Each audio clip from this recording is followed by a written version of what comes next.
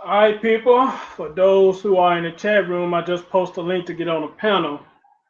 If y'all get on the panel, damn, how do I let everybody know I'm on a new panel?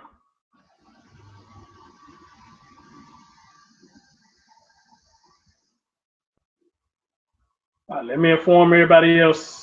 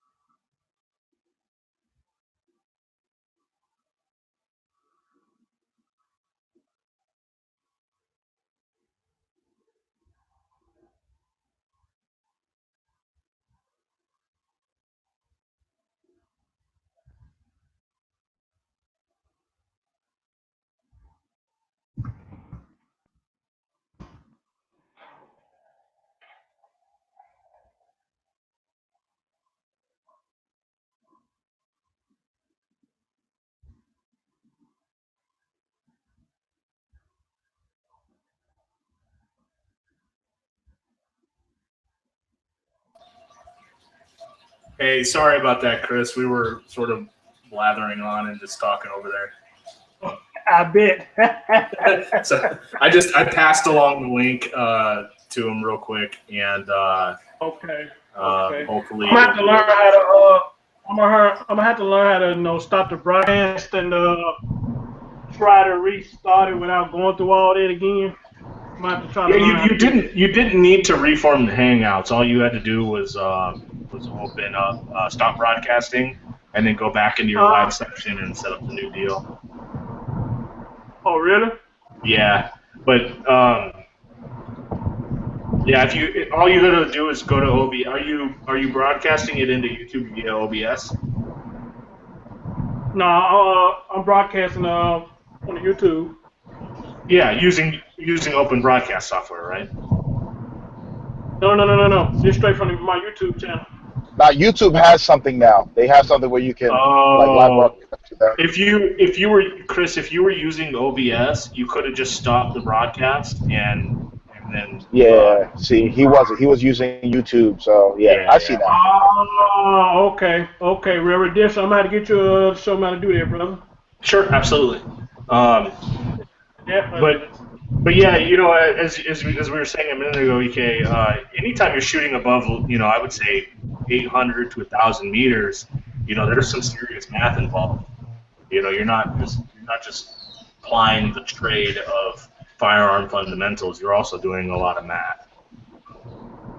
No, I agree with you. I mean, and the funny thing about it, a lot of it is something that's okay. So the Coriolis effect you can probably account for depending on range, but there's certain things like crosswinds you can't account Yeah. for it. You see a draft half a mile out, 500 yards out. You got to compensate, and that's the thing. For me, I'm not into that yet. I think my longest range shot date has 100 yards. I Thousand, put decent groups together, and I'm good with that. Huh? thousand for myself. You've done 1,000? Yeah, God, what were you shooting? 30-aught, A Lapua? 30-06. Oh, okay. Remington 700 with a Bolt red action? shield. Yeah, Yeah, right. Mine yeah. I've was done a that. mine was a AR-15, a match AR-15 with what do you call those things? Match sights, deep sights. So Yeah, it yeah. was a But match, see, and that's in the Marines, we routinely train up to 500 meters with iron sights. So 500 meters dog target with iron sights. About 80% is about my score at 500 meters. Hey, what is 500 meters in yards? hold on, hold 3.3 on. Let me feet to say, a meter. hey, let me say what's up to Chaos. What's up, brother? Appreciate you joining the panel, man. Hi. Hey, What's up, man? Chaos. Thanks. All right, what's happening, bro? I ain't seen him in a minute. I ain't been in Southern Nation for a while. AS100 Okay. Chaos, you know me? I don't recognize you right away. 100. Then again, I got a bad thing going on with my memory at the moment, so I had No, like I'm a saying stroke. No, I had no. like a stroke a year ago, so I rarely remember names or faces. Nah, we talked a month ago. A month ago? It's on Nation. A month I'm ago? 100. Oh yeah. My bad. Yeah, there you Yeah, go. my bad, man. Yeah, no, it's Hey, good. So I see. sorry So to hear what's good, about this, people? bro. About this stroke. Sorry about this stroke, people. I know how this shit Hey, is, hey, man. look, I don't be work sorry with about it. people. He's here, ain't he? I ain't never sorry about somebody Yeah. I'm talking to. Right. I'm sorry oh when they're yeah. not here. Forget what you heard. I can buy him a beer. He can still drink it, right? Right. There you Yo. go. Thanks for inviting me, man. And then we shoot the Oh bottle when we man. done. Damn it. That's right. Yeah. Oh Anyway. man. Where's No, but I'm gonna DJ? say something, Chris. Chris, I'm gonna give you something right here. I don't know what you named the channel. If you can edit it later. I learned something from Tommy a little bit, and I understand it now. You know how Tommy would name his YouTube posts. He name it something outrageous and get people to go look. You need to name this joint, something outrageous like gun owners want to take over the world, or how can they decide that? You know what I'm saying? Just something random. Yeah, because they're gonna come over like, what are these guys talking about? And then they realize what really goes down. You know what I'm saying? Nah, seriously, Alright. it Yeah, I makes get sense it. Oh It's man, though. right. I just called it a simple name, the Chris Thorne Show Continue. I mean, but I can always go back and edit it though. I can always go Right, back right, and edit it. right, right. No, because I'm gonna tell you right now, your live views are one thing, but it's your off air views. When they see the title, what the hell they mean? What the hell does he mean? He want all what you call it to gun owners to take over the world. What the hell is that? And then they click, and then they start watching, and then we're They talking gonna do about, them just hey, like Tommy. It's clickbaiting, but it's a good thing to clickbait as long as you put some up. there you What it go. was. I That's mean, if you're right. gonna do Right, it, might as well do it. right. I'll get on here Yeah. too. Especially when it's Hey, something this important. If they get on here and see it, because I'm the first person, I'm gonna tell you right now, off of a humble, I'll tell you right now, because of the way I post stuff and the way I click stuff, I've gotten people that I don't know, I guess, who either see my post somewhere and then go to my page and look and say, what's this dude about? Invite and friend me. I'm talking about like owners of like tactical schools, stuff like that. They're like, hey, just watch what we do, see if you can come out when we're in the States. And I'm like, damn it, I don't even know. You know what I'm saying? The guys I know who do this stuff, they don't get these invites. I'm getting these invites only because of my views. When I say something, it's usually an emotionally charged arena, and then I'll just say something small like, you do realize at some point, all he had to do was check the chamber, and I'll leave it at that. I'll make a comment. Next thing okay, you know, okay. EK, two or three hold people on. be Let me like, say something. yeah. Let me say something to Huggy real quick. Let's say, hey Huggy, can you hear me? Yeah, I heard Hey look, hey look, hey look, hey look, hey look. it. Hey there, Huggy P. Hey, what's going? I was Follow, enjoying this gun talk. I heard Remedy yeah, fell that, on it. you And know I what? was enjoying The that shit. I people, was just quiet. Wait a minute. yeah, the people in the chat, bro, they told me, they said start up a new one, man, because it gets so good.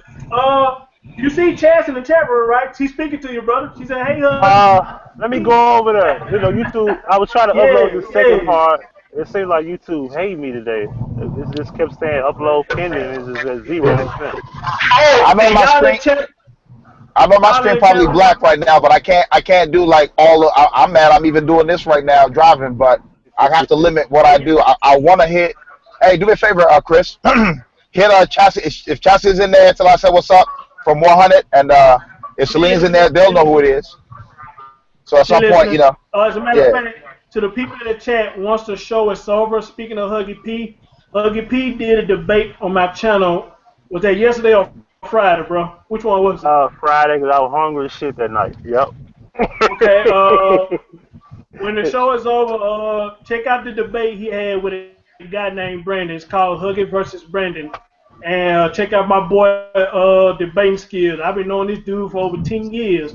I didn't even know he could debate. So it was a damn good debate. So y'all get a chance, check that debate out if you ain't already have it. So anyway, EK, Redemption, Yeah. y'all can go ahead, man. Unless Chaos want to say something. You got something you want to say, brother? I just wanted to say thank you for inviting me, man. Um, No, brother. what was the Thank subject you you for guys taking was on? time.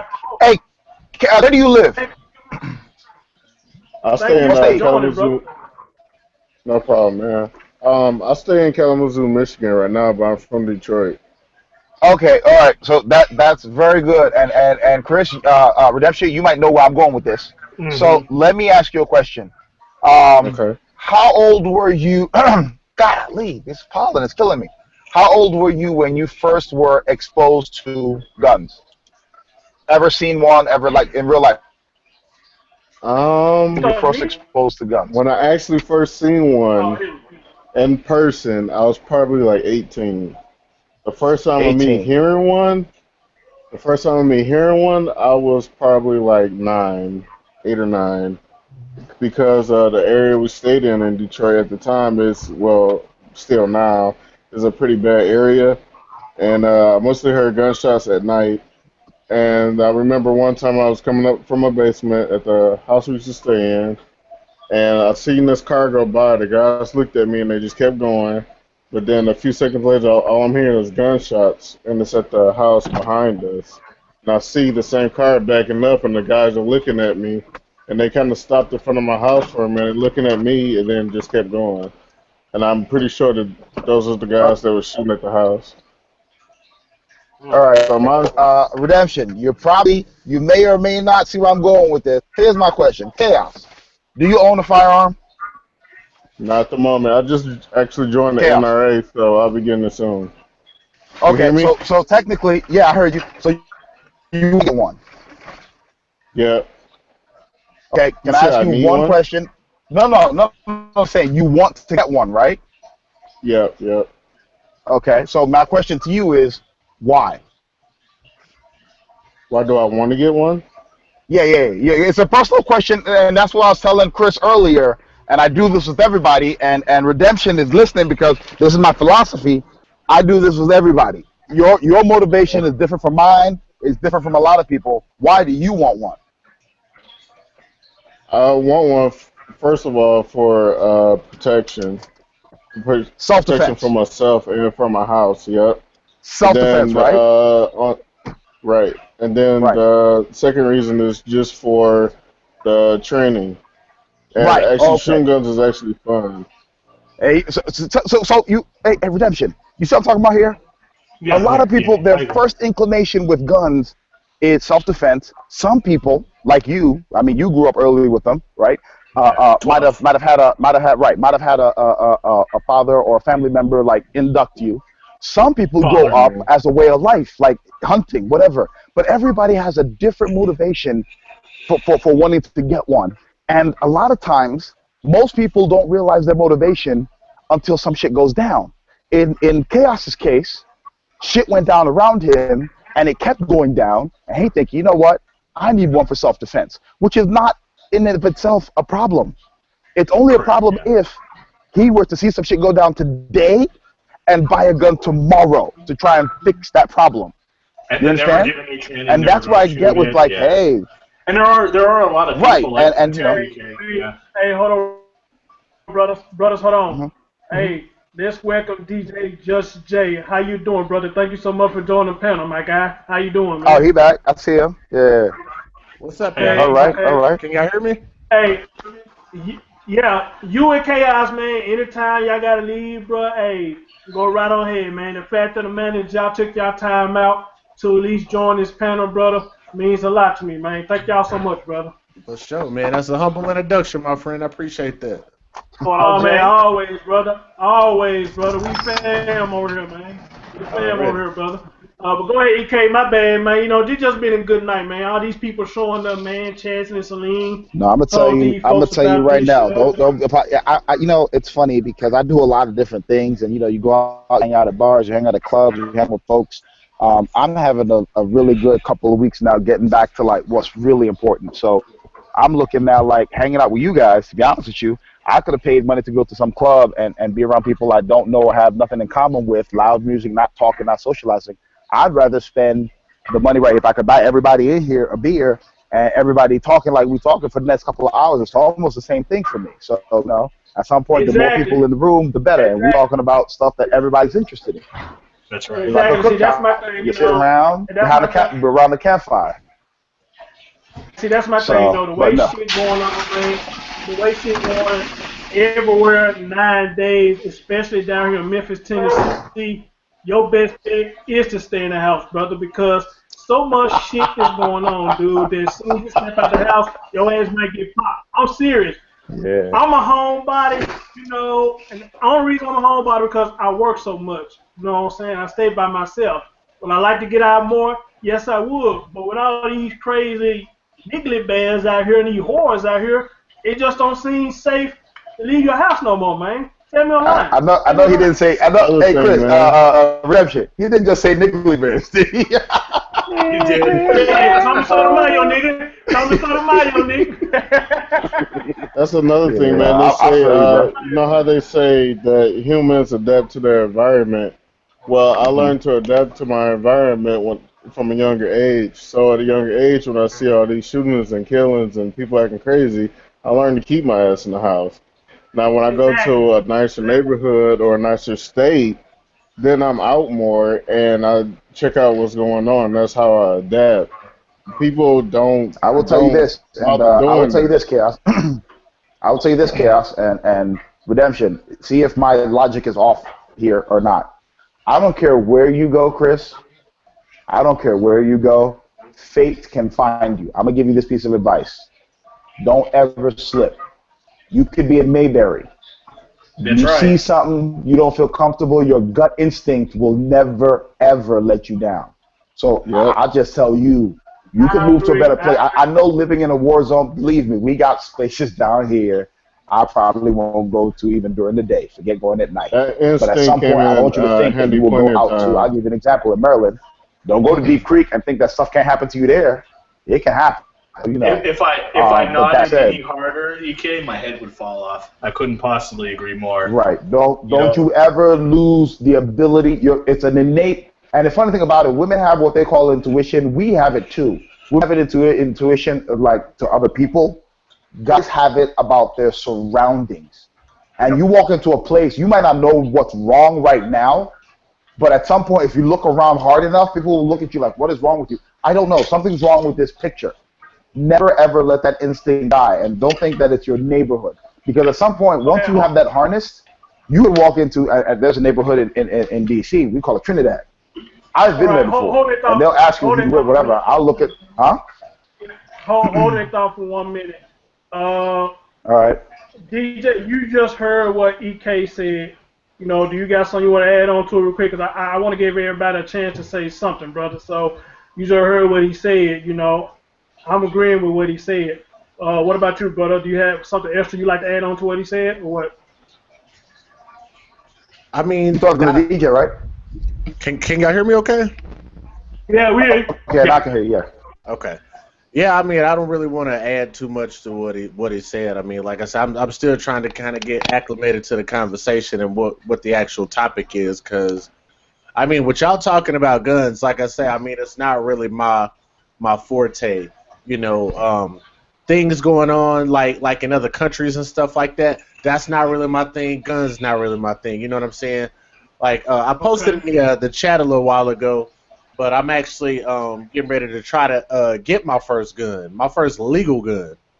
Mm-hmm. You know what I'm Okay. saying? Okay. So, Oh, definitely not a gun aficionado when we're talking about what you're shooting, how you're shooting, when you're shooting, where you're shooting. I can't really relate to any of that. You know what I'm saying? Except for what I've seen on the TV and the movies and all of that good stuff. And that's just to be real honest. Like I say, my life experiences, kind of taught me, about other things. You know what I'm saying? That's not really my particular forte. So. Okay. oh Well, no, let me ask no, you this real Jay. But quick. that's the whole You point say you're looking of for this your. Oh, conversation. wait. You say you're looking to get your first gun. Is there any particular gun you're looking at for your first one? Just a little handgun, man. Maybe like a 357 or something like that. Just kind of for personal protection. But I'm a biker and I ride motorcycles. So Yes, sir. What you got? Let's do that. What you got? What you ride? well, hell yeah. I got this. Tell you something right now. I'm gonna show you something right now. Oh, damn it! The light went out. Oh no, I can see. You can see it. I'll show you right now. I'll show you right now. Where's your head? I got a flashlight. I got a lot of stuff on it, but you see what? I don't know. Yeah, B. If you know, you a biker? I'm gonna show you something. You should know what that is. All right. I'm gonna show you the front. See the forks? Yeah, you know what that is. You know what time it is. Hold on. It's a little hard to see it. I couldn't see it. Oh, I'm sorry. It's dark in here. That's crazy. You gotta be talking so that your photo takes over Right? me. Yeah. Because it was like. Okay, I'm sorry. Oh, so it comes to me. Golly, can you see it? Because I'm talking. I don't know if it came. I'll take a picture of it and I'll put it up. I can barely see it. I can barely see Yeah, I it. know. The light went off on me in here. The garage don't like me being in here and not moving around. Hey, I It's a can't. good check. It's a 1,000. I can't say this. I do admire your excitement though. I can feel it. Nah, if I'm gonna say he a biker, we paid. I can tell you, it looks like a leader bike to me. Yeah, it's a 1,000. Yeah, see, that's what I'm telling you right there. EK, I would love to try see this. Try this. CK, you take a picture of it and put it in the like screen share it. Screen share it. Yeah, see, let me see something. Screen share or take a picture and put it in the chat. Let's see if I can do this. Hang on. Yeah, I think I could turn this around. Hang on. If it'll let me do it. Rider and I miss it so much. All right, hold on. I'm out here. Let me take all this junk off of it. I'll tell you right now. Oh, did I do this to myself? Yes, I did. Hang on. And 6 in the day, so somebody needs to tell me when they figure out how to do that. I work in my garage also, so at some point I need to. All right. Anyway, not to get off topic while I do all of this, the reason why I kind of wanted to bring that up is because we realize that we all have shared interests at some point. Some people shoot, some people ride, some people have fast cars. I happen to have a lot of vices, and at some point, putting money into this beast right here is kind of one of them. Matter of fact, let me do something else here. I need to figure out how to put this picture on here. It's like the light is on everything but the bike. Like I'm trying. I know to, it's killing it's in the back. Because I know. Cause like I say, because I can't just take a glance at a part and know. Like I said. I'll tell you right now. It's a 2001 GSX-R 1000. But the reason to know if you kind of knew bikes is that it's a. Golly, I don't know if you can see this. I wish of all nights. We lost power here yesterday from a storm, and a lot of my. Have you modded it or anything? Have you done anything to it, or is it just all stopped? I think he might have went dark on Oh, us. it froze up again. You got too excited. We lost him. You got too excited. I miss it. One of these days I'm gonna get another one. I just don't know what yet. Yeah, man, it's a beautiful thing, man. Like I say, we're kind of at that prime riding point at this time, and usually once it starts to kind of cool off a little bit, I think we got really, really lucky last year because even like December, January, we still had days we'd get out and ride, man. I love that shit for real. Well, being in California, I can ride year round.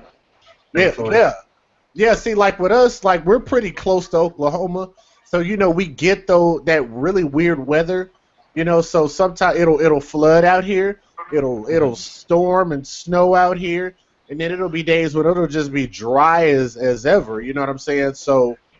Where you from, I was very fortunate. I'm originally from Oklahoma, but I live in Texas. From Oklahoma City.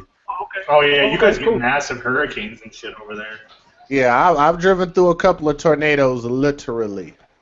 I can believe it. Literally, at least 2 that I can remember in recent years. I used to have a web server down there, and a storm hit bad. Like this is probably 4 years ago. And it shut down the whole server for like 2 weeks. Yeah. Yeah, all of the bad storms that everybody talked about or heard about on TV, I've been there for those, except for the one that happened in Moore. And I wasn't too... Actually, I drove through that one, but I was driving opposite direction of Moore. So the whole city got it, but Moore got the worst of it. Shit, California just burns. Yeah, man, isn't that crazy? You know what? Jay, The last really bad one we had, I was still in the military, and they ended up sending me home for the duration of that fire because the base I was on actually was burning to the ground as well, including one of the ammo dumps. And they sent me home, told me to go home and take care of my house because the fire was approaching my house. Right. And I was at home for like a week, which is like unheard of for the military. But when I left and the fire was jumping the freeway like 150 meters from my car. You know, and the DC-10s flying just over the treetops, right over my truck, dropping water all over the place. It was nuts. People running around in the streets like pandemonium, like it's the apocalypse. It's freaking crazy. I can tell you this. There was a big fire that happened in my mom and dad's neighborhood one time, and I remember I was driving home, and I was like, you know, you could just see the smoke all over the skies, and I was like, damn, that looks like that's awfully close to my parents. So I drove over there to go check on them and see how it was, and there's just a big, huge area. Like, what you'll find out about Oklahoma is that there's a lot of space out there, a lot of trees, a lot of shrubbery and stuff. And that area called Fire, which was also nearby a golf course, which is within that neighborhood over there. And I can't relate to what people are going through in California because I see it on the news and it looks absolutely ridiculous. But I can say that I had at least one experience that was close to that, and you could just see like the flames were engulfing that whole area, and we were like, hey, we need to get out of here. And, you know, we out there spraying water. This is what everybody's doing. Next thing you know, like you thought the fire was going out because the fire trucks was over there working on it. Next thing you know, it just woof, woof. I mean, just out of nowhere. I was like some shit out of a movies or something. And I swear to you, it was like if you had your oven on like 475 degrees and you just crack that bitch open and you just feel that heat hit your face. That's what it was like from like a couple hundred yards away. Crazy. Yeah, crazy hot. It is nothing like that. It is nothing like. I mean, you wonder how can people keep their grass and trees and houses wet and it still burn down like that? That would let you know that little bit of water don't mean shit to them flames. Doesn't mean anything. Yeah. You're talking about your house could have been underwater and that shit would have burnt down. Like, well, you're talking about a fire that's approaching like thousands of degrees, you know, and it's so freaking hot. You know, I never your little garden hose ain't gonna do shit. Yeah, I never experienced nothing like that. So I can sympathize and empathize with you guys out there in California. So y'all definitely, you know, well, especially I feel you. Southern California being the high desert, we get a lot of this brush.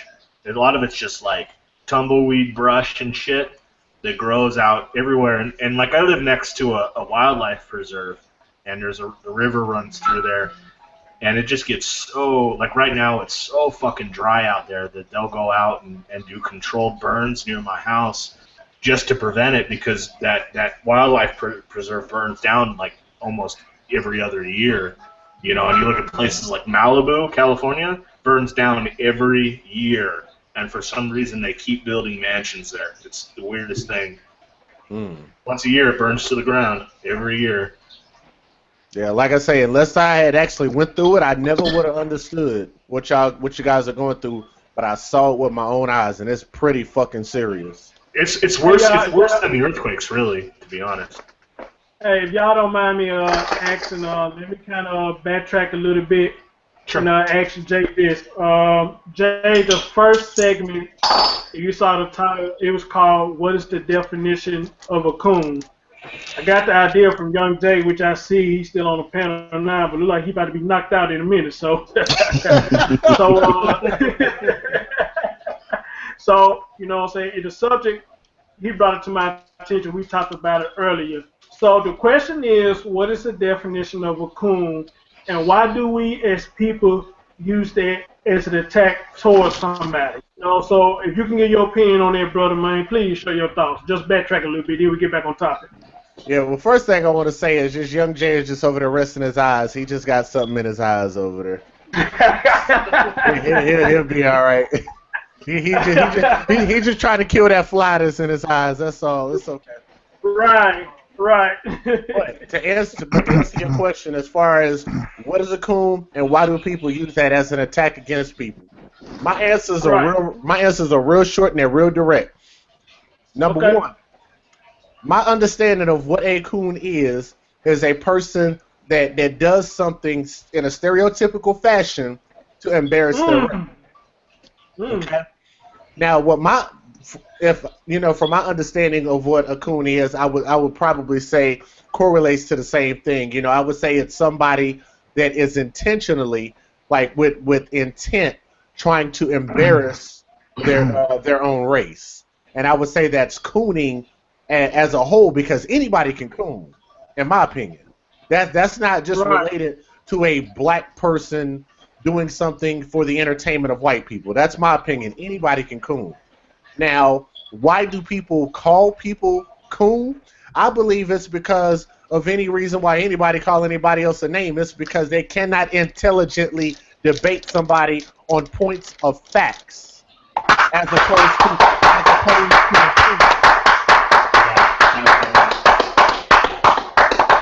I believe that people, and I'll say it again, people will call people names because they cannot debate intelligently on points of fact as opposed Thank to you. opinions. And Thank you. what you Thank tend you. to Exactly. do is you tend to respond from an emotional place because you're hurt on an emotional level, or it's kind of that syndrome when when you see somebody above you, like the crabs in a barrel mentality, what you'll do is you'll pull that person down. It's easier to pull I love someone that down than it is to analogy. pull somebody up. It's a beautiful analogy because it It works in is. life, even as a figure of speech, but it works. So, Right. in my opinion, this is what people do. So, like I say, I mean, the whole deal with name calling, I'll do name calling simply just to throw jabs at you, but at the same time, a lot of times, if I'm going to have a conversation with regard to trying to bring facts to the table, and What is that? What's that? anyway, but if, Oh, if, okay. if I'm going to have a conversation with somebody and bring facts to the table or debate points, then name calling is not something that I do because there's a time and place for everything, and there's a time and place to call people out of their name. You know what I'm saying? Yeah. I'll give you a perfect example, and some of the people in the chat room probably know what I'm talking about. There was a situation that happened recently, which I'm not going to be too detailed about it, where there was a person that came in that was lying about some things that he was doing in order to take I advantage know of who you talking people. about, bro. I know you I'm not. talking about because you went I ain't off. saying, You went I ain't off, saying didn't no name. I? I'm not gonna say no name, Right. but I will say this: there was a time and a place to call that nigga a pussy. How about that? See what I'm saying? Because what I know who you talking about. because We know who you talking about. because what I did was I brought all the facts to the table, and then after that, I'm just like, you know what? Not only are you not going to acknowledge a point that was true, you're gonna talk around it and circle around it. But okay, so now you just now you're not wanting to debate what I brought to the table at all. So fuck you then at that point. Right. When I start insulting you, that's the end of the conversation. That's my period at the end of the sentence. That's Right. fair. So this is what I say about this coon thing, and you pretty much said the same thing young Jay said, you know what I'm saying? So both y'all brothers on the same page. But I think you went just a tad bit a little deeper with it. But in all, it's fair game. But this is what I say, about that coon word, and I said it in the last show, and I'm going to keep stressing it, and everybody will agree. I may get called a coon for doing this. Matter of fact, I know I am, because people don't like logic for some reason. I don't know why. People want to see drama. They don't want to see people like us getting along, having a decent conversation. They want us in here calling us fuck boys, gay, pussy, and all this shit. Oh, you sucking dick. They want to say all this shit. I'm not having that over here. Not over here, brother. We How is haven't you had talking no about conversation. progressive issues cooning? Right. Apparently it is. So, It right. is? So Apparently. dude, I'm telling you, bro. I done seen it, man. When you talk logic and people don't agree with what you say, and you trying to make That's them one understand what thing. you But say, no, if they don't agree, you know. So, go ahead. cooning, and that's the thing that you brought up. Cooning, in my mind, is when somebody is pandering to a group, whether it's theirs or not. They want to do something to gain acceptance or higher, what's the word I'm looking for now? When you want to gain higher esteem in one group by putting another group down, so then you're a coon. I don't care what group it is. It's the equivalent of, what is it called? The other thing, brown nosing. Right. That's where I look at it. Right. Okay. But my thing is this: That's a better word. how do you call somebody a brown nose? Okay, for instance, I want everybody in the United States to own a firearm. Let them decide if they want to own one or not. Who am I pandering to at that point? The NRA? No, because the NRA doesn't want everybody to own guns. They just don't want the government to step in and take guns from everybody. I don't understand how cooning. It's like I said before earlier. I don't know if you were here, Redemption, when I said, I was like, how do we have a discussion? You can't debate, which is why I applauded. How we have a discussion, we debating, we arguing, and then because you losing, then all of a sudden I'm a nigger, I'm a coon, I'm a jackass, I'm a cracker. Wait, hold up. What does that have to do with what we're talking about? Well, but let me answer that question for you. Number one, key point is the fact that they didn't have anything to bring to the table to debate what you were saying and why you were trying to accomplish what you were trying to accomplish by doing what? By calling you names. When that person doesn't have any information to bring to the table. That's the epitome of what that is. You see what I'm saying? And remember this. I don't know if you were here earlier. I understand. I understand totally. The and guess what? The Crystal's definition here. that you gave, that you gave when you're talking about pandering to a group, that's what we understand. And I think that's the distinction I was trying to make, is that's the traditional definition of what a coon is. And my opinion of what a coon is the fact that somebody that just embarrasses their own race, not necessarily to be pandering to another race. You see what I'm saying? So the definition that you gave is the traditional definition, which is still correct, because that's what we should understand what it should mean, as opposed to using it as an insult. Right. So it's like a watered down version of an Uncle Tom. Is that basically the premise? Mm-hmm. Okay. No, watch this. It's me talking to you, Redemption. Watch this. Redemption. Watch this. We having a discussion as to whether or not. Let's look at something that we can go back to that we both share an opinion to. Okay. Cars. If you're gonna pick a car, are you gonna pick what's that thing called? A Hellcat or a Prius? Well, Hellcat for sure. Hellcat. So I say Prius, and we start arguing. You say this is better for the environment. I say this is better for the environment. You say it's better for this and that. We keep going point for point. We're neck and neck until all of a sudden I start to get ahead, and next thing you know, fuck you, you jackass, you needle toe, fuck it. And I'm like, wait a minute, what that got to do with what we talking about?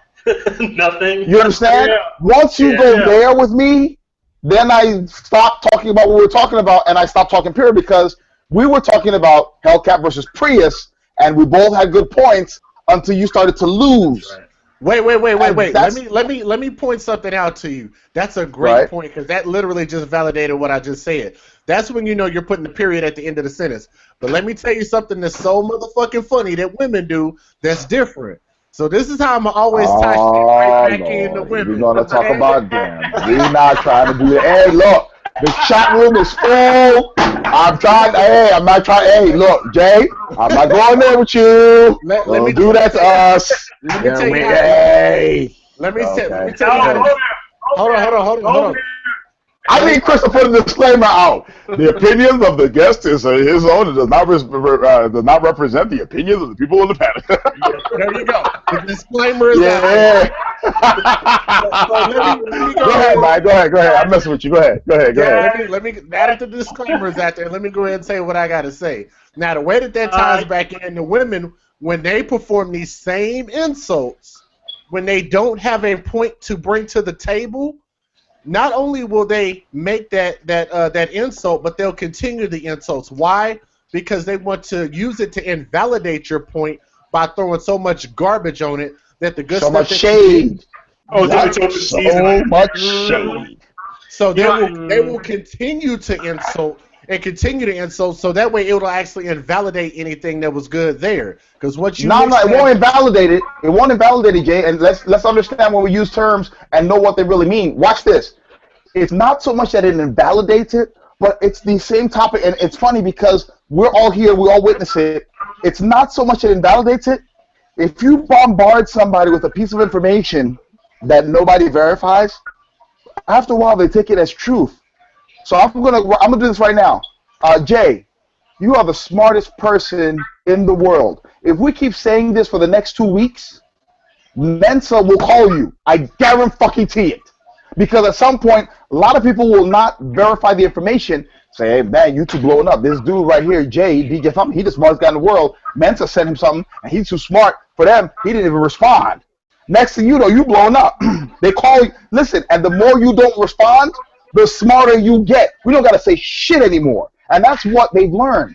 All I got to do is call you a jackass so many times that people hear, and next thing you know, they don't even bother to find out if you're a jackass or not. You're a jackass, and the more people say it, the bigger the jackass you are. And so, no, I'm with you 100% on that. The thing is, do not say that around women when I'm standing next to you. Hey, I got a little bit of a white person question. When I'm standing next to you, do not say that shit. I'm not trying to have that argument. It is, but it's not only. But no, I don't want to do this. Watch this, and I'll do this, Jay, Chris. No, wait, hold up, Chris. No, I want to say something else because I don't want to leave that topic without addressing it. Not cool. all women are that way.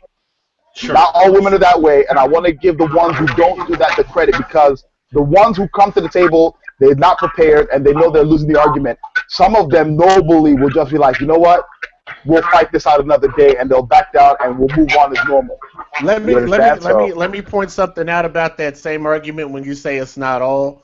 I'm gonna tell you one thing that I've never gotten mad about. When I heard motherfuckers go out there and say, you know, men need to take care of their kids and pay their child support, and I'm like, you know what? I fucks with that. That might not have shit to do with me at all. Or when motherfuckers say men need to do better. Why? Because I know it doesn't affect me. It needs to hit who it needs to hit. You see what I'm saying? Hit, right. Yeah. So, but I don't want. There's some people out there who need to be back. Hold on a second. My whole thing is that's why I don't believe that you have to make a distinction when you make that statement because it needs to hit people, period. Your shots need to hit the target. See what I'm saying?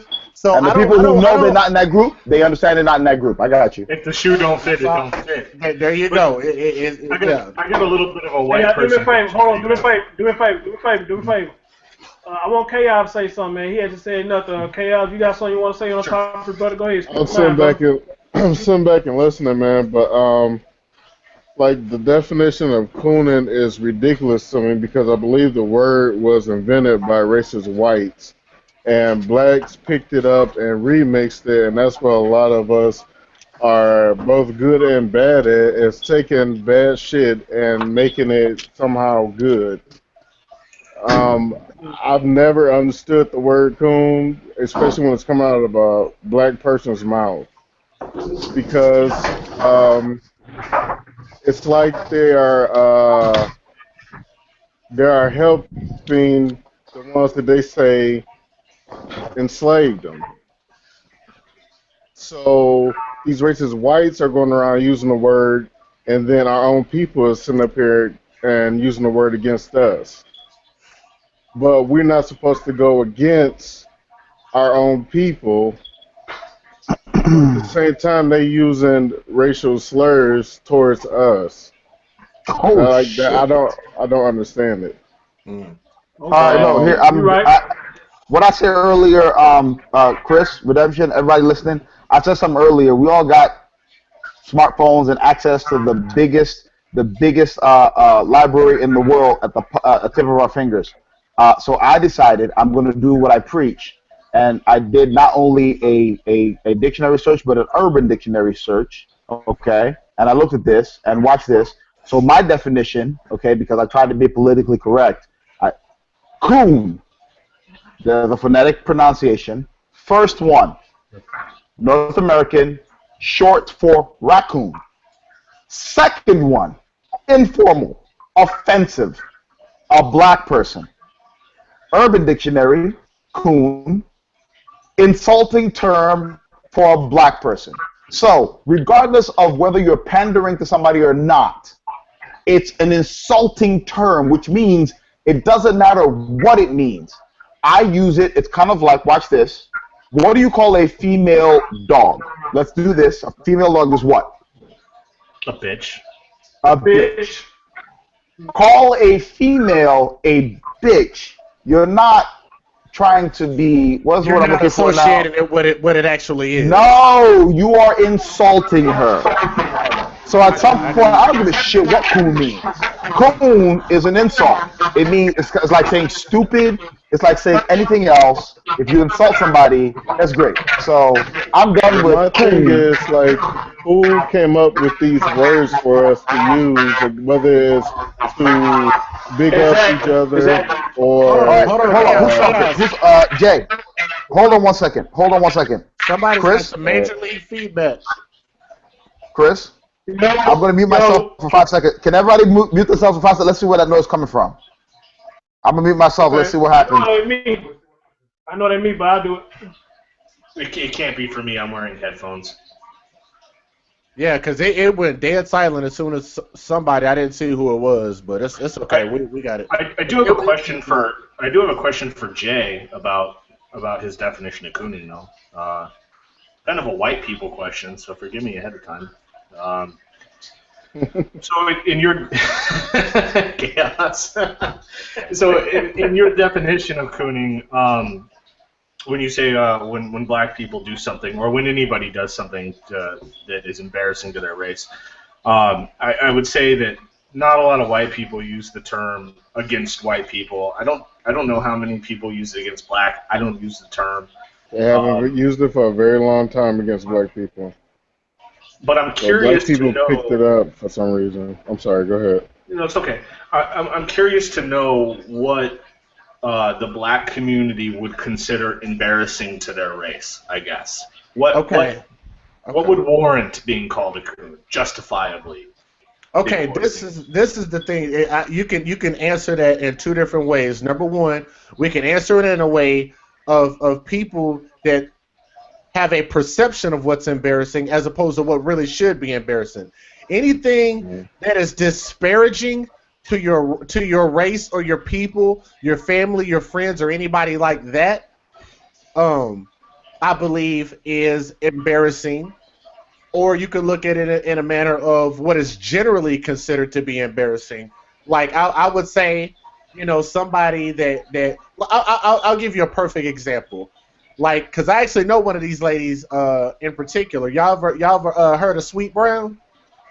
Mm-mm. Yeah. You ever heard? Yeah, you ever heard anybody got time for that? Ain't nobody got time. Anybody got time for that? You know the phrase. Okay. You've I heard know that phrase. Everybody knows the phrase. Guess what? I know Yeah. her personally. Embarrassing. Oh, wow. Really? Yeah, I've known. I don't want to say her real name, but I've known her since I was 16 fine. years old. She is a cousin to this lady I used to work with back then. We all are still we pretty much like family. You know what I'm saying? Just because I've known them for so long. But anyway, that's a perfect example of getting on the TV and doing something that makes it look like your people are reverting to a much what am I trying to say? So living the stereotype, more or less. Yes, there you go. That's fair, I guess. A living stereotype. Like that's just like if I got on TV with a bucket of chicken and watermelon and this show is good watermelon and chicken.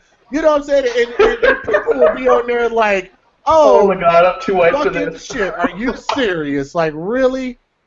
Like really? Because They number also one, call it embarrassing is telling the truth. because number one, we understand what's proper action and what's not. You understand what I'm saying? Yeah. When it comes to trying to be entertaining and be funny and then just go completely overboard. So as a whole, as society, once we come into understanding, we understand what's embarrassing and what's not based on what's proper and what's not. What's etiquette and what's not. You understand what I'm saying? Yeah. So anything that goes completely obscure of that line is what we consider to be cooning because of the fact that it's not even like you're being borderline. It's like you're intentionally going past that to accomplish whatever selfish thing that you're trying to accomplish, which we consider to be utterly ridiculous. So Like that would like the Shuck and Jive watermelon song, for example. That's where this whole thing comes from. So what we've done now is not only have we tried to do something noble by correcting our people and trying to get our people to represent us in a proper way, but we've now turned that good thing. I don't know how it is how we can take something bad and try to turn it into something good, and then take something that's good and fuck it up. I don't get it either. Mhm. I don't Exactly. get it. That's why That community. I was saying to Chris the other day. I said I just don't get it because there is of the black community there are a shitload of really intelligent guys and women as well, and even within the portion that is not necessarily highly educated, there's still a lot of really smart people. And when we start getting into, the human contributions that the black community has made in the way of inventions and revolutionizing certain industries, I'm always shocked to see that there's just, it seems like there's something going on, and they just can't quite get it together, if that makes sense. And I don't mean that in a disrespectful way. Look, Chris. I'm gonna tell you this. Always You're not speak your offending mind. us. Bro. Yeah, please. Always speak your mind with us, man. If you ever with Soto Nation, if you ever with us or whatever the case is, always speak your mind. Like say it. Thank you, Dave. Thank you. This forum, my forum, we got thick skin over here. Well, if you look at like the gas mask, for example, the gas mask was invented by a black man. It was a revolutionary invention, right? So on one hand you've got that, and then on the other hand you have Black Lives Matter, and you're like, what the fuck? How did you guys fuck this up? How did that happen? Oh my God, man! Look, Black Lives Matter is a piece of walking hypocrisy, and I'm gonna tell you why.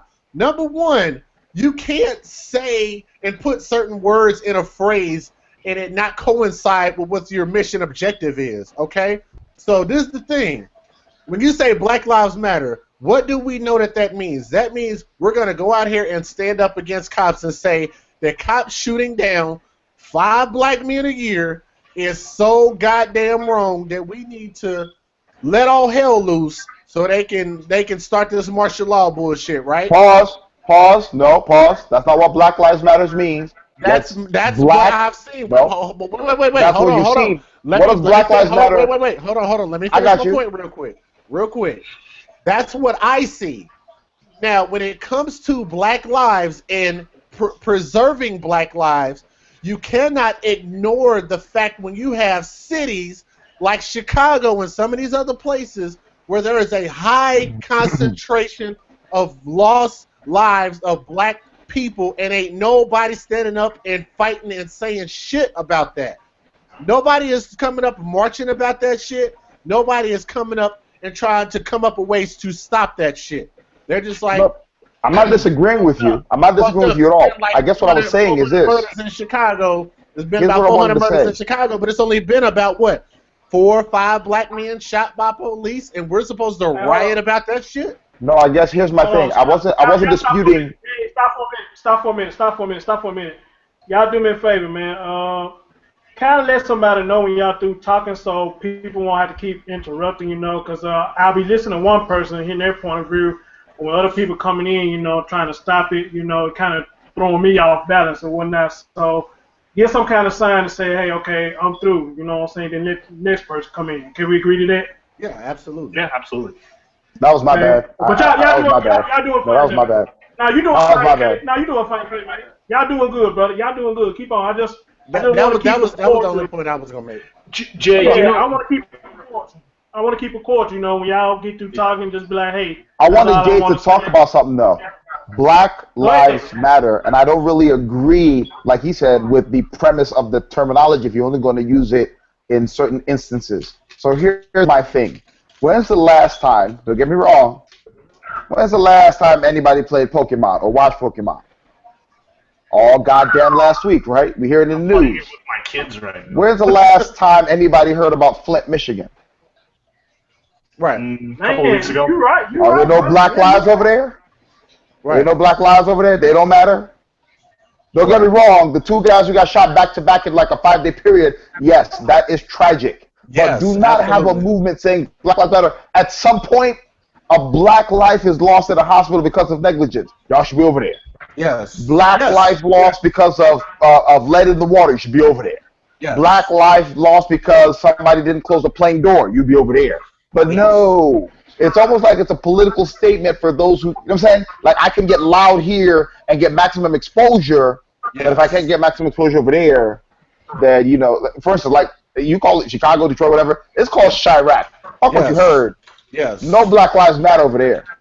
You know what I'm saying? There's Brother, no black we life that we on matters the over same there. page. We on the same page. I'm So with that's you. why I said when you. I didn't mean to interrupt you, but I get mad when people will listen to what you said, and they'll take a soundbite. Here's a black guy who says X, Y, Z. No, fuck what you heard. Black Lives Matter people movement. Anybody listening? I am for the movement. If you're going to defend every black life wherever it is, Thank whatever it's going through. That's what I said. There are certain, and I'll tell you right now, there are certain what do you call these things now? Not trusts. What do you call those things? Advocacies that are for minorities that you don't even know about, and they will step up big. What's this thing? We wear pink every goddamn year when breast cancer shit comes up. Shit comes up. I don't have breast cancer. I wear pink. I don't know anybody who's had breast cancer. I wear pink. I'll buy the pink shit because I believe that breast cancer research should go on. You know what I'm saying? That's an advocacy group for people who have it. If you guys come up with a Susan G. slogan, Coleman. if So you guys we come want to up talk with about a Black Lives slogan, Matter. At some point, they need to move as strongly on all matters that way. But no, if it's not going to get me any kind of publicity, and not so much. Oh wait, these two dudes get shot back to back. We can go to Dallas. We can go to Louisiana. We can go to Michigan. Now here's my question though, Dylan. It didn't look to me in the video, and maybe I'm wrong. Maybe he might have had some chocolate swirl in him. That was a white dude, yeah? The young Yeah. kid who got shot with the big pickup truck, whatever. Yeah. That shit, you know, here's my thing. So at some point, everybody had this conversation about cops doing the wrong thing, Black Lives Matter. This dude got shot literally the week we talking about those two dudes. And then, wait, nobody said shit? Wait. At some point, if Black Lives Matter wanted to really make a statement, they say, you know what, fuck lives, Black Lives Matter. Hey, you all lives matter people on the other side, with our movement, what happened here? And that's But my thing. just It's like you know, all these other shootings involving the police, that shit look strange. and Like we said that awkward as earlier. fuck. We were saying this earlier. It's like, you know, at some point, I really hate that the guys that I know who go to work and want to do the best job ever. For instance, who in here in the chat room, in the live feed, whatever, in the chat rooms on the Hangout, who trusts their mechanic? Show of hands. Anybody trust their mechanic? Hey, I Chaos, don't do put your because hand I'm up. a mechanic. Yeah, don't put your hand up. You're exempt. Who trusts their mechanic? You trust your mechanic. Good. Now, the percentage of people here who trust a mechanic versus maybe a nationwide poll, we'd be in the minority. You know why? Because mechanics typically have a bad rap of ripping people off. And I know a lot of them who do that. The problem is if you try to do the best job you can by your clients, your customers, are that you may or may not, you know, get through to them. And a lot of cops are frustrated that way. The problem is that some jackasses have a high school or an infantile long time ago dream to be the biggest, baddest motherfucker on the planet, and they use the shield and they use the uniform to get there. And it's bad. I've seen people in power not wield it. And that is ultimate strength. That is ultimate strength. When I have power and I don't use it, that is strength. The guys who you give some power to, when they try to take it everywhere, oh, come on. You know, and that's why I feel bad, because I talk to guys in uniform all the time. And right now, I will tell you right now, you guys may or may not know this, and I would encourage anybody who can, while you're sober, don't do that shit because you feel. I'll tell you right now, I'll leave a bar sometime thinking, okay, I need to tell this guy he did a great job. I've been drinking. I ain't gonna talk to him now. But if you are in the right place at the right time, please walk up to a police officer, shake his hand. Hey, you know what? I don't know you, but I know you came to do your job. Hopefully, you know, you don't get mixed up in some bullshit. Because a lot of guys go to work in the morning, like we all go to work, but they wear that uniform, they wear that badge, and they're being stereotyped right now. Hopefully, if PK, enough of this goes around, yeah.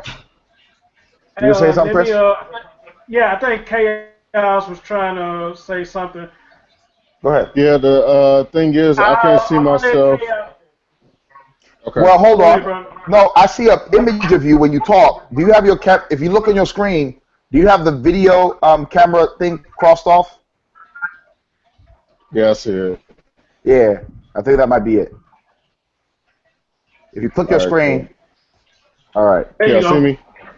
Yeah. All right. Yeah. Hold on. The thing that EK was talking about, I can't see myself doing that because, like I said, I grew up in Detroit, Michigan, and there's a lot of us who do not like cops, and it's I get for that. I get entirely that. different reasons than it is today. The But way, wait, but like when we growing up, we witnessed cops doing some dirty shit right in front of the public's eyes, and not even think twice about it. okay, wait. And it's You've seen like some the cops doing dirty shit, but have you seen regular people doing dirty shit? I was saying Not what? cops, Mm-hmm. regular people. Have you seen niggas you know do dirty shit? Oh, of course. Women you know do dirty shit. But my You thing is, might not want them on your team. Hey, if you wait, got the Y'all nerves, talking over each other, man. Y'all talking over each other. Come on, now. Go my ahead, bad. Chaos. But Go ahead, Chaos. if Nah, you got the phone. my thing is, if you got the nerve to become a cop, you took an oath, you took some kind of thing that where they sworn you in, where you're supposed to abide by certain rules. Citizens do not have that same thing, so to see a citizen acting up and they know it's wrong, it's not the same thing as a cop because a Well, cop is supposed to act professional. well, You only already certain like branches do that. Just so you know, only certain branches of the police force swear an oath to the Constitution. Just so it's said. okay, but like most of the cops in the city, they grew up in that city. They know what to expect when they go out, and you are trained to act accordingly when you come across certain people. You're not supposed to act like you're still a part of the streets once you become a cop. I listen. I will tell you right now, and Chaos. Don't get me wrong. At no point is anything that you say. And here's the thing. A lot of this. How do I start here, Chris? You're gonna have to help me here because I want to say something, and I don't want to go too far off the beaten path. We always talk about the need for a dialogue, and change needs to start somewhere. And at some point, if you know that change needs to start somewhere, and you may have the ability to be like a what do you call it, a catalyst, do your part. Now, here's what I'm getting ready to say to you. I completely, not only do I want to say I understand, I empathize because I understand implicitly what you're talking about. The thing is if somebody's done you dirty, what do they say? And don't get me wrong, I'm not going to get biblical or religious here. What's the best way to get back at somebody who's done you wrong? If you had to do something, what's the best way? Who are you talking to? To be honest, Oh, man, I'm I'm a talking to different Chaos. kind of human. Chaos. What do you say? What's I, the best way to get back at somebody done you wrong? I start fuck with people. Huh? So I don't know. I guess in my younger years, if somebody asked me that question, I'd like I'll put a bullet in his head. Okay. But as I got older, I'm like, you know what? The best revenge. I'm gonna go a long way around this, and you'll follow me. Is success. The best revenge is success. Now, how does that translate? You watch a motherfucker do some shit dirty. He's a cop. He's fucking up. I don't care how good he is. I don't know how far he progresses. If you go to the motherfucker and say, hey man, you know what? I appreciate you. Good job. Good looking out for the people. I don't even know what you do on day to day, but you know he's dirty. You can't keep telling a motherfucker like that. Good job, whatever the case may be, and he know he's fucking up. At some point, what he's doing will, of his own conviction, eat at him. And if it doesn't, I don't know about you. I ain't gonna wax religious on this shit or cosmic. Karma's a fucking bitch. I leave that shit that way. But there are a lot of motherfuckers who are doing their job correctly. They don't get no credit. They clock in, they clock out, and nobody Oh says shit yeah, to them. I get I have that been known. because I will tell you this. there was a I've police showed this to my officer here, kids. and there was a police officer not too long here in Kalamazoo to get killed, and the way it happened, it was just horrible to me. And I was the first one to say, like, when he got killed, I was like, I don't like cops, but at the same time, nobody deserves to die like that. I'll tell you right now. You know how cops be hiding in the cut, trying to get you for speeding. I come around the corner one time. I seen him, and my kids were in the car. I passed. I wasn't speeding, but it was like I think it was either New Year's Eve or Christmas Eve, and so I busted a U-turn and pulled up beside him, and I rolled the window down. I told the girl, I said, "Listen, I need both of y'all to wish this motherfucker. It was Christmas. Wish this motherfucker Christmas Eve, Merry Christmas, because he's doing his job. He's out there Christmas Eve. He might go to his family, whatever. Everybody hates the fact that he's going to give a ticket, but nobody ever said thank you." And I said, thank you, Teddy. Now, here's the thing. If you that dude, and somebody just stops randomly, hey, Well, man, thank you for doing your job. Merry Christmas.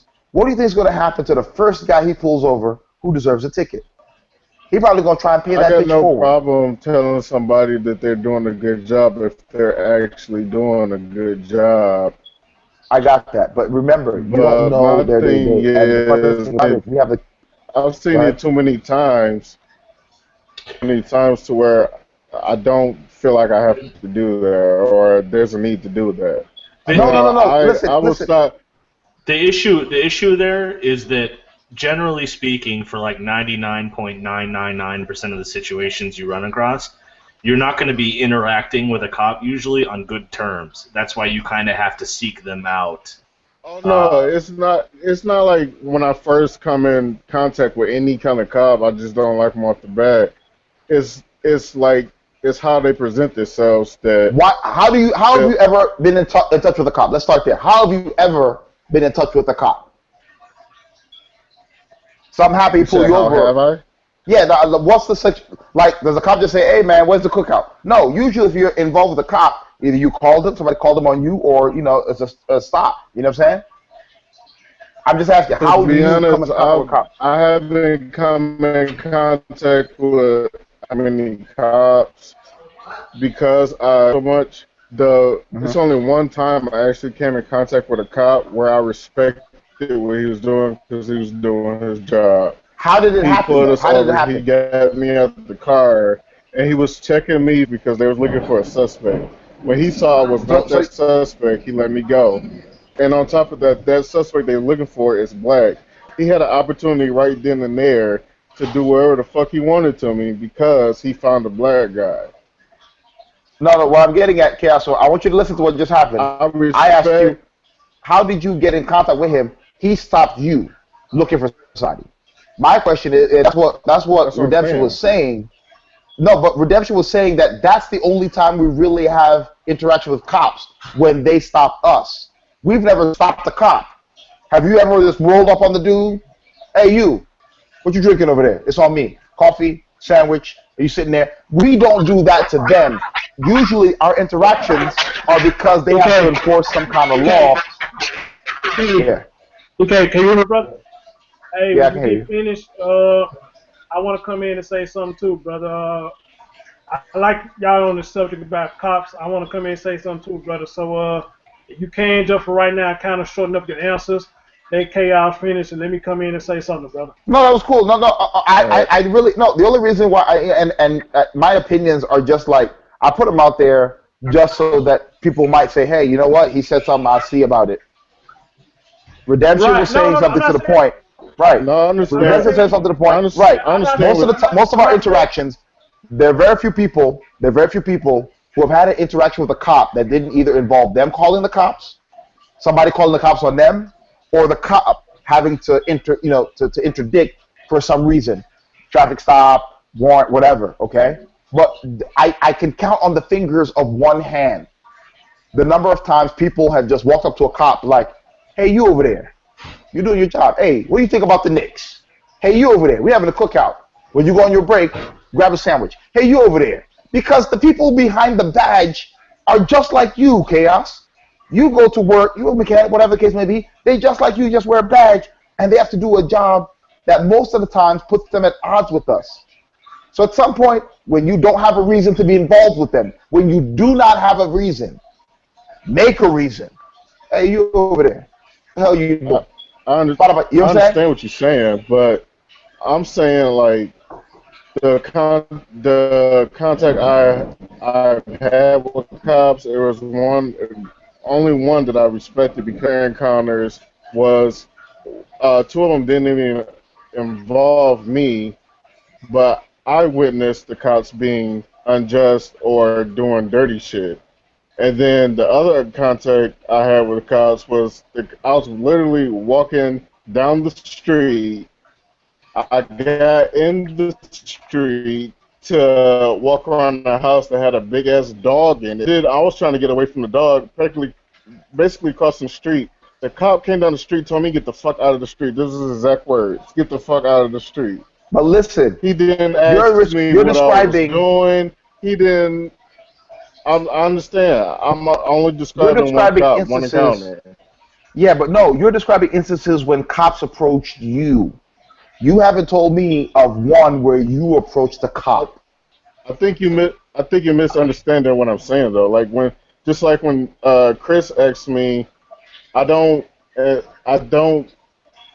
think of every single cop as being like them just because they're a cop.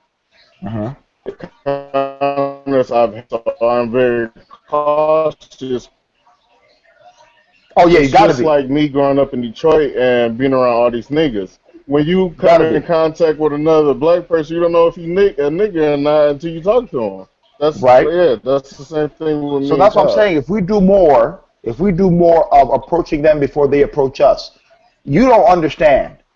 You may not remember this dude's face. You run up on a cop at a coffee store. You run up on a guy at a grocery store. You run up on a cop at a club. Hey, man, what's up? Hey, thank you. Oh, I'm good remembering That's faces. fine. So at some point, you may not know. He may see you, your car, whatever the case may be, at a traffic stop. Roll up. I've seen it happen, and I'm not gonna bullshit you. I'm not gonna bullshit you. I didn't get pulled over myself. Coworker of mine got pulled over by a cop. Cop that had pulled me over before. We had a good interaction. He let me go. Was backing up the cop that pulled my coworker over. I'm making fun of my coworker, like, damn, what'd you do this time? The cop pulling him over laughed, like, oh, damn, he's that bad. And then the cop behind him, who's backing him up, is like, you better shut up over there if I come and get you. All in good humor. I talked to the dude the next day. Guess what? They let him go with the warning. You understand that at some point when everybody's kind of looking at everybody like, okay, I know him, he knows him, everybody's calm, everybody's cool, everybody's copacetic. I don't know this dude, but I know he's in this neighborhood, whatever the case may be. You start to remove that divide in between you as a citizen and those guys as cops, because they're the same dudes you party with, club with, hit on the same chick with. You know what I'm saying? And I feel that a lot of times we wait for cops to have interactions with I still us. think you misunderstand. I still think you misunderstanding what I'm saying. I don't. Okay, let me start over. I don't mind your job. I appreciate you being around. But when I first come in contact with them, I'm going to start very small conversation with them, and then give them the congratulations. Because if you start talking to somebody and they just ignore you, like flip you off, or like you're not even there, then I I'm got not about to $100 say right nothing. now. I got $100. Hey, Chris, I've had cops do that I to me will. I'll do a before. PayPal. I'll do a PayPal. I'll do whatever. I got $100 right now to whomever you want. I guarantee you. You want to tape it? You want to do whatever? Redemption. Shoot. What's that dude's name from Australia? He over here. Everybody listening to the chat room. Omega. I ain't gonna mess around. I got $100 right now. You want to take this chaos? Pick an instance. Don't tell the cop. Roll up on him with your camera rolling. Walk up to that motherfucker. Shake his hand. Talk about this dude said this won't go well. Don't tell him it's $100 bet. I guarantee you. Walk up to him and say, hey, man, appreciate you for what you do, and walk away. Watch his face when you say it when you walk away. You know what I'm saying? You don't understand what that does to these motherfuckers. All these dudes right now, they all think that everybody is against them, and a lot of these motherfuckers just want to do their job. Nobody Don't get me wrong. They get paid. Nobody tells me good job because I get paid for my job. But we look at them a totally different way now. And a lot of these motherfuckers don't want to go to work. They know now that they got targets on their back. They know, and it's hard for them. I'm not a cop. Job. Yeah, it's a soul-crushing job. I don't doubt similar to the military in that way. It's a soul-crushing job, and that little. Yeah, exactly. I would congratulate. Well, that little bit of positive reinforcement goes a lot further than you think. You have no idea who will benefit from it. And the funny thing about it, more I know people what doing you're saying, but I would shake a soldier's hand way faster than I would a cop's. But that's not saying that I won't but the guy shake a cop's hand. Understand what I'm saying? Hold up, y'all. Hold up. right. I gotta announce this.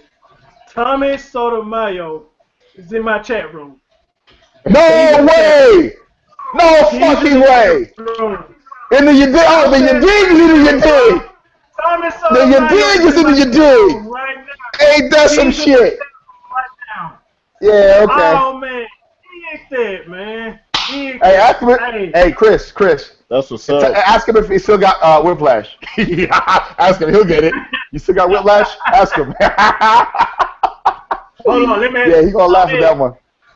Let me ask you this, Tommy, if you don't mind, brother, would you mind pop your head on the panel real quick, just speaking to us, brother? It's an honor to have you on my show, man. Would you mind coming on the panel real quick? Let me wait for his response. And just to let y'all know, that is the real Tommy's account. It is, yeah, it is. It's him. No, you know what? I kind of 1,000 subscribers. That's him. I will tell you right now. I knew it would happen. You know how I knew it would happen? You didn't know what happened, Chris? When Celine was on here? When Celine was on here, it was just a matter of time. You didn't see it coming. If not tonight, I knew it was going to happen. So the mere fact would be on so long. I typed it in my chat in the last show. I said, if Tommy pop up, I know something. And here this man is. That's what I'm talking about. This is an honor, Well, here's man. the thing. I'm Hey, so Chaos. in the chat, man. Where he at? I don't see his face. What's up? You don't see him in the What's up? chat? Hold on. Where is he? He's in the YouTube live chat right now. Oh, no. I'm sorry. I keep confusing the chat with the Hangout. My bad. I'm somewhere else. Okay. But not to take away from. Hold on, brother. Tommy, if you listen to me, I'm finna post the Hangout in the chat. And brother, if you don't mind, hey, just pop in and say, hey, brother, it's an honor to have you here, if you don't mind. I don't think if he's not on the. Oh, there's a delay. Yeah, come and ride some kangaroos with us. Come and ride some kangaroos with us. That's amazing. I appreciate it. But Chaos, before we, and here's the thing. I just want to say it. At some point, I think that you should praise anybody for doing their job. But at some point, the politics of what's happening now kind of leaves these motherfuckers out here, not only emotionally, but like literally in a day-to-day job, just vulnerable. Like when a cop pulls you over now, and to be honest with you, you can't tell me that you haven't seen videos of like the best cops in the world pull people over. Hey, you got a tail light on this and that and the other. I'm going to follow you over here. You can get it fixed here. But they'll give you information. They'll help you out. And these motherfuckers got to go to work tomorrow wondering if they're going to get shot. That's not right. And at some point, there's a lot of motherfuckers like that you don't know who are just like you when they take the uniform off. They want to get pussy. They want to go to the club. They want to have a good time. You'll shake their hand, but you don't know they're cops. Then they got to go to work on Monday morning, and they're motherfuckers. And don't get me wrong. The bad apples will do what the bad apples do, but there's some motherfuckers who got to really, dude, we got to do this today. And, you walk up to those dudes and be like, I know what you're feeling. I know what you're going through. I appreciate you being here. Thank you. And you walk away. You don't know him. He don't know you. But guess what happens to the next motherfucker that he has to pin down? He's not going to pull his gun first. He's not going to pull his taser first. You understand? That kind of mentality. It takes a long time to push through to where. And don't get me wrong. I'm not trying to exonerate any cop for doing anything wrong. I got a question for you though. Yeah. I got a question for you. Go ahead. Where do you stay at? I'm in the DMV. I'm in Maryland. I'm Okay, sorry. would you go in the closest hood, the most like would you go in the closest hood to where you stay at, if you don't stay in one? Would you go up to a drug dealer and tell him that I would appreciate you if you did not sell this in my neighborhood and to my people? Let's put. Okay, so watch this. Would you go You're up to him and telling say me, and that? watch this. I want you to understand where I'm going to go with this. I know your question, but to say that, you have to understand how my response would go. No, I want you to understand. I understand exactly what your What question I'm is. saying, man, No, is wait. Let me answer your question. I Let don't me answer mind your talking to question. cops. Let me answer I your don't mind question. talking to cops. I've done it before, Let me answer your question. What is a but I cop's am job to do? very cautious when I do. I get it. I get it. Here's the thing. Let me answer your question. A cop's job is to what? Enforce the law as he sees it. If it is, what's the word? Redemption, help me. Is it an infraction? If he sees an infraction, it's his job to enforce the law. That's Their it. their So primary goal technically, is to protect and serve. protect and serve. So watch this. If he sees something that is going to infringe upon, Protect and well, serve hold on. what though? Wait, hold on. The citizenry, The the will of the citizenry, people. the people. So at some point, if It's you're doing upholding the something, laws. watch this, chaos. I'm gonna show you my answer. I want you to see it black and white. His oath, it's like Redemption said earlier. Wait, let me finish.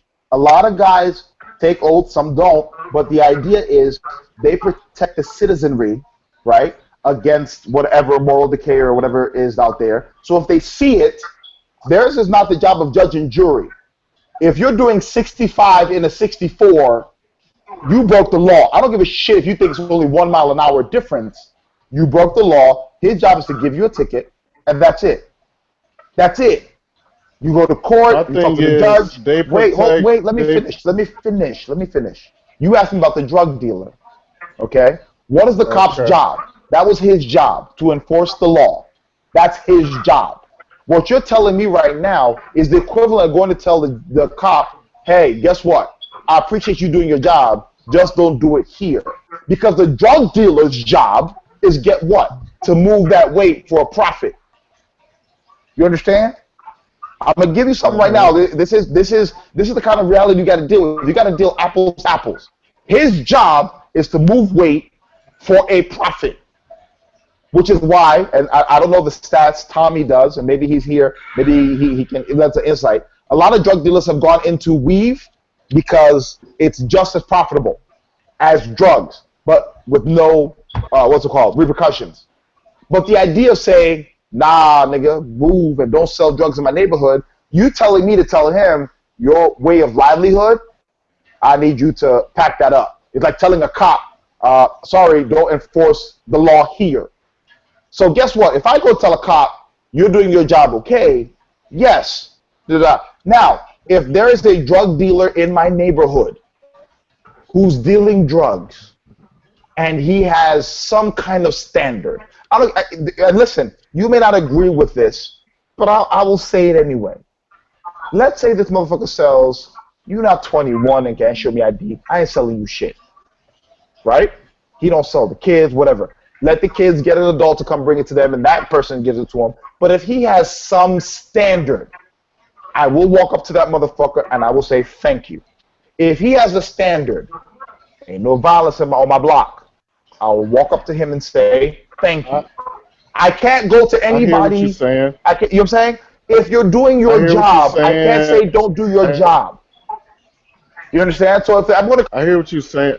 I hear what you're saying, and I respect what you're saying. Hey, hold on, chaos. But Oh, I chaos. think Hold you on, hold like on. missed the Chaos. whole Hold thing on, what I was brother, saying. brother. Hold on, Yeah. chaos. I'm sorry. I'm sorry I had to do that, EK, but I just had to mute him, man. I like his passion on the show, really, I do. But the Yeah. conversation is beginning to be one-sided, and nobody's not having a chance to say Yeah. That's anything. what I I'm not was. saying he's doing That's anything what I was. wrong. I mean, I like his passion. Yeah. So here's your chance. I don't want to do that, man. But I'm getting people in the chat saying, this is being one-sided. They're not being mean or nothing, but it is. Nobody else is not getting a chance to talk. But I don't want to stress no, bro. You bring a passion to this chat, and I'm loving it, bro. But you gotta give us a chance to talk too, brother. I'm gonna let I, Chaos finish.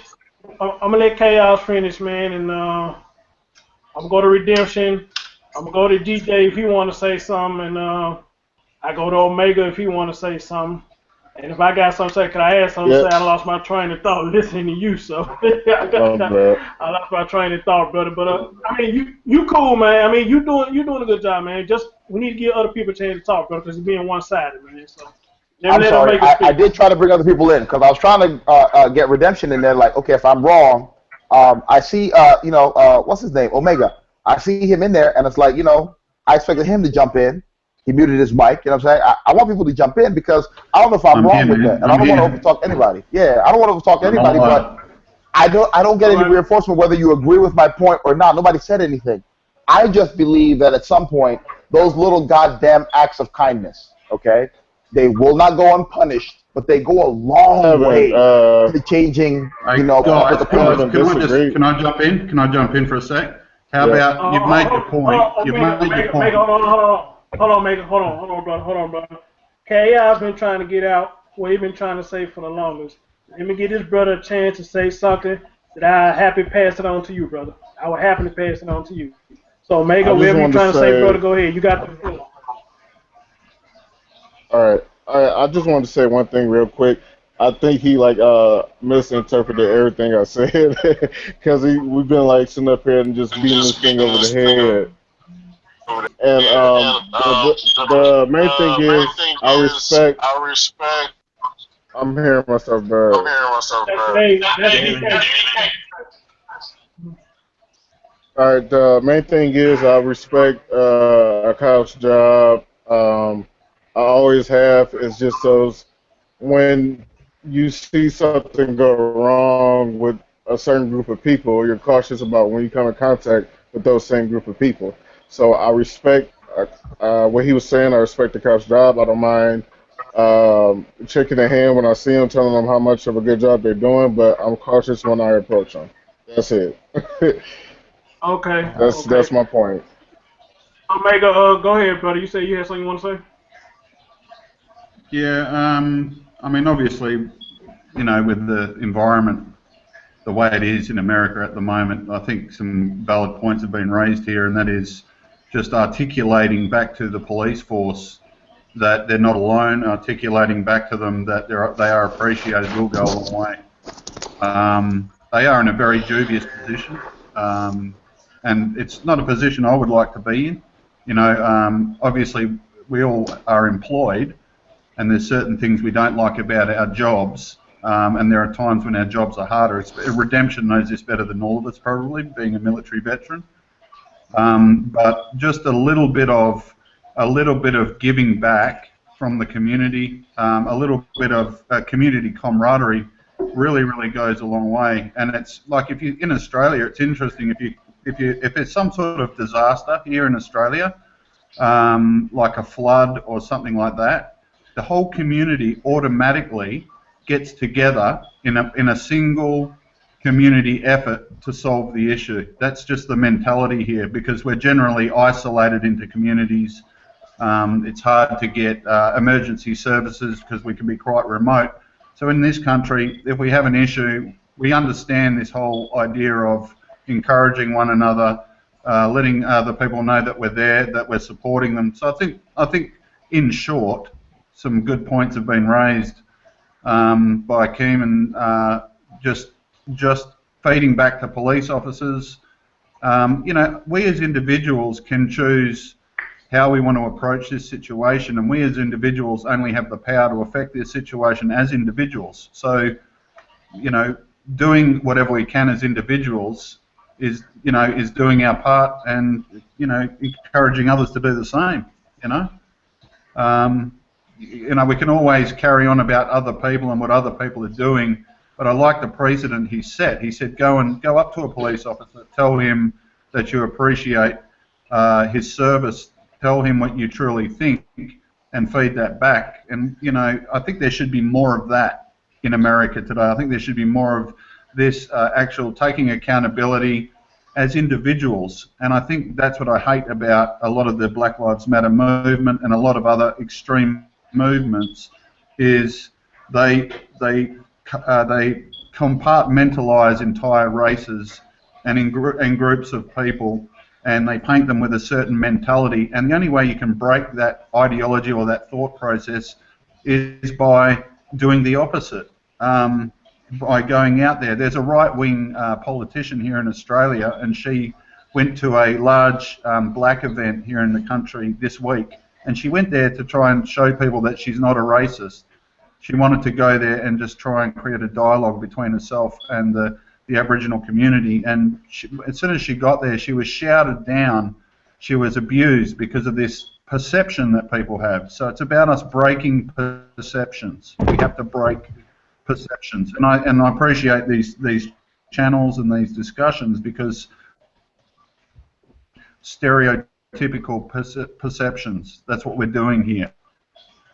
He's saying to people, the crap that these people are saying is not actually reality. We are reality. We are the people, and this is the real perception. So I think good points been raised.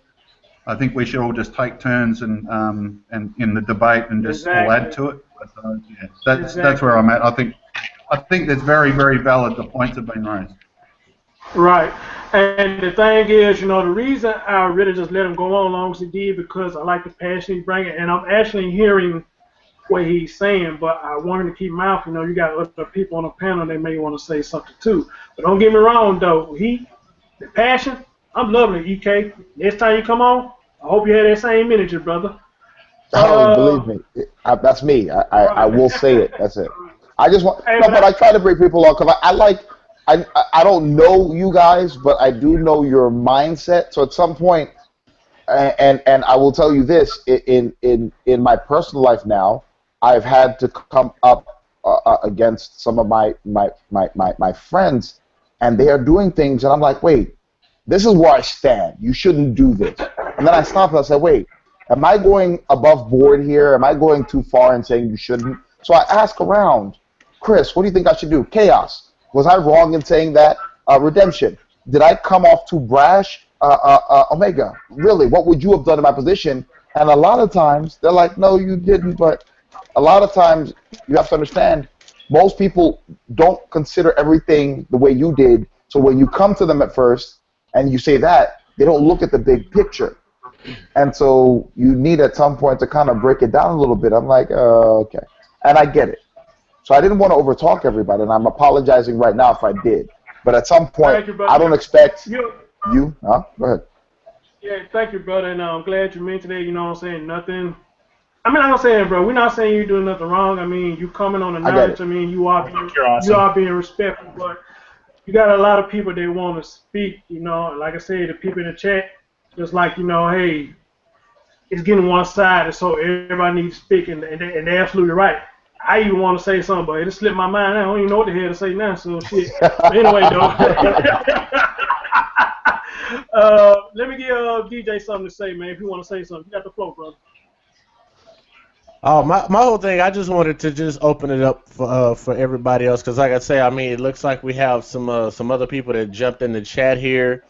I see David there with this avatar there. I'm not sure.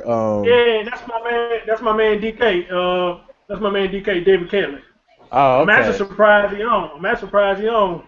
But I'm glad he came though. Yeah, that's my man David Kelly. Well, as long as you know him, because it's like, when we be over there in Soto Nation and we see them little avatars show up, man, we automatically think like, yeah, that's not good. DK's cool. He's cool. Yeah. No, 9 times out of 10, whoever get on my show with an avatar, trust me, I already been and talked to them before they got on the show. Trust me, bro. We've been doing this for a while now. Knock on wood, I ain't had no trolls yet, but knock on wood, I don't have some coming over. But now they probably saw Tommy come in and probably see this, and they saw that I mentioned his name. Who knows what's going to happen now? But it's all good, though. Yeah, that's going to happen. Welcome to the big time. I'll put them into a hole so deep they'll disappear. But I got some Mars in there now. In case somebody trying to come now, they're going to block that ass. So I got some good people in there that's moderating now, including me. Cool. So I'm watching y'all and the chat in the YouTube. Hit me with the YouTube link. Hit me with the YouTube link because I want to be in the chat room on the laptop while I talk to y'all. I got you. Okay, cool. Thank you. Well, Redemption, you got it. DK, you here? Hey, somebody wake Young up. Hey, Young, wake up, man. I see you over there. You getting comfortable. Hey, Young, somebody call Young. Young, wake up. Oh, Oh, he's you talking. smiling? You want some Cheetos? Negro, I ain't sleep. No, he not. He been curled up for a minute, and he just got comfortable, like rolled over and snuggled in. I'm like, nah, wake up. Yeah. Don't leave me out here by myself. He actually been chatting in the chat though.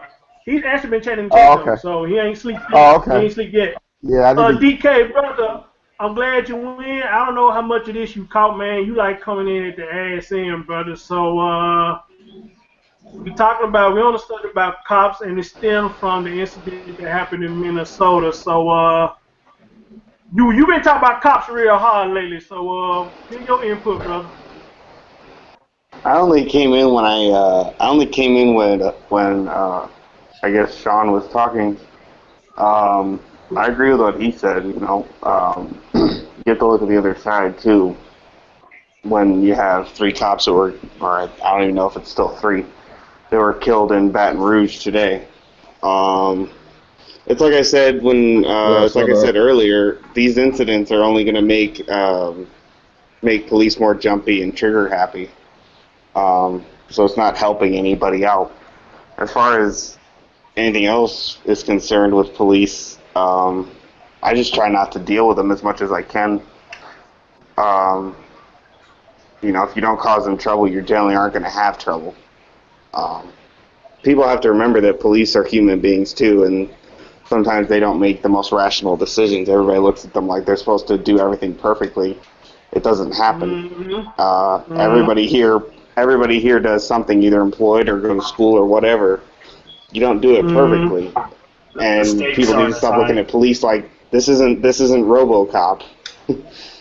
So whenever I deal with police personally, I always try to kind of humanize them, as it would be.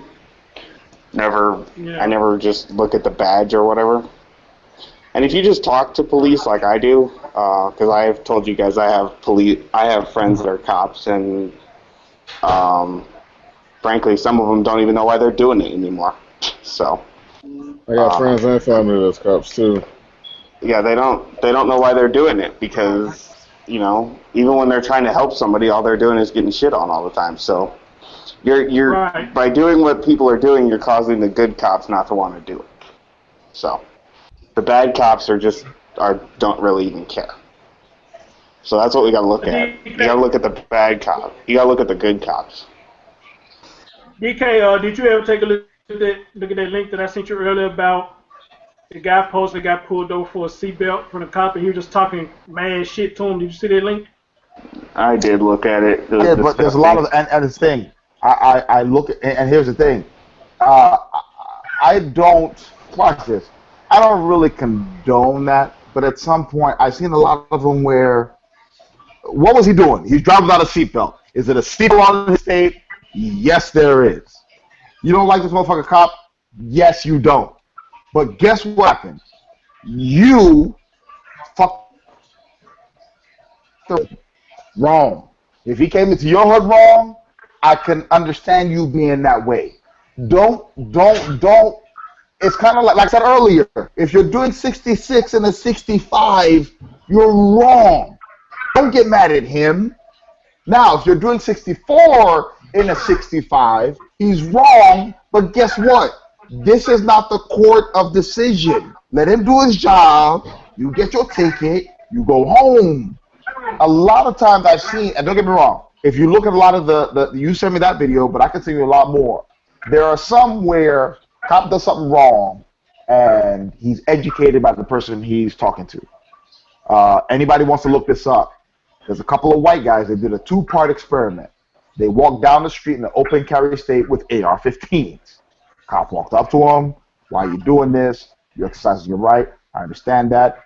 Check your guns. Make sure they belong to you. Who are you? They don't need to tell them who they are, etc., etc. Black guy does it. They put him on the ground. Blah, blah, blah, blah, blah. The supervisor saved that motherfucker's life because he made sure the gun was away from him, and then he pulled him away from the rest of the cops. The supervisor saved that motherfucker's life. But there's a disparity. If you know it's there, if you're in the wrong already, don't push the button. Don't push the button. Mm-hmm. If you're not in the wrong, There's a way to talk to the cops. That motherfucker's just like you. There was one guy got pulled over by the cops. He had a video up. He got pulled over and says, hey, guess what? You know what? I know I'm wrong, but guess what? You see that chick over there, the one with the big butt? I saw her butt, and I made an illegal U-turn because I'm trying to talk to her. He said, yeah, I saw her, but you realize what you just did? You almost caused an accident. I said, hey, dude, look at that butt. Yeah, I feel you. All right, but don't do that no more. You understand? If you can relate to a guy, if you can relate to the person, the human behind the badge. I got pulled over by a cop one time. Anybody can relate to this, and I know I'm running over again. You know how you have to pee hard when you get close to home? I got pulled over. Yep. I told that man I got to pee. That man said, okay, but you realize you're speeding. I said, listen, I didn't have to pee for the last 2 hours I was driving. I turned my corner right now, and I had to pee like hard. I said, so he did all his thing. At some point, I said, hey, look, I'm going to that gas station. You can write your ticket. I'm going to pee. And he like, nah, go ahead. If you can relate to the person behind the badge, a lot of this shit won't go down. So I do not condone a lot of the stuff that you send me and all that stuff because they loudmouthing. At some point, some cops need to, like, they try you. They know what their limitations are, and if you fall for it, they will put you in the biggest trap ever. So guess what? Be knowledgeable, be courteous, be fucking smart. If you are smart, shit can't happen to you. If you're muffing up to a cop, if you're muffing up to a cop, when they first pull you over, it should be legal for them to slap the shit out you because you have no reason to be going off like that. He talks about those guys carrying. He talks about those guys carrying ARs down the street. Now look, I live in a state as well where open carry of anything but nunchucks is illegal, so I could get away with it. But at the same point, you know when you go out in public with an AR strapped to your back, you're going to cause a reaction. You have to know this. So they have a point. You know, if people are scared of you carrying an assault rifle around, I don't see the problem with them calling. It's not an assault rifle. Well, either way, anything but a handgun. That's not a normal thing to see. In most places I've ever seen, carrying any type of weapon but a handgun is not a normal thing. So you can't really be. No, I agree with you. I agree with you. No, I agree with you. My point is, if you literally go out to press a button, if you go out to press a button, make sure you stay in your fucking lane. That's all I'm saying. So at some point, if you are wrong, don't pop off. Let me give you an example. Your wife says she gonna make dinner tonight, be home by 7. Okay? Don't decide when you leave work now to go hang with the fellas. Have a few beers. Don't do that. Yeah, you're gonna come home to an angry woman. And don't come home and try to justify it. You're gonna be wrong. If you wrong, own it. Don't get belligerent. And a lot of times we see that.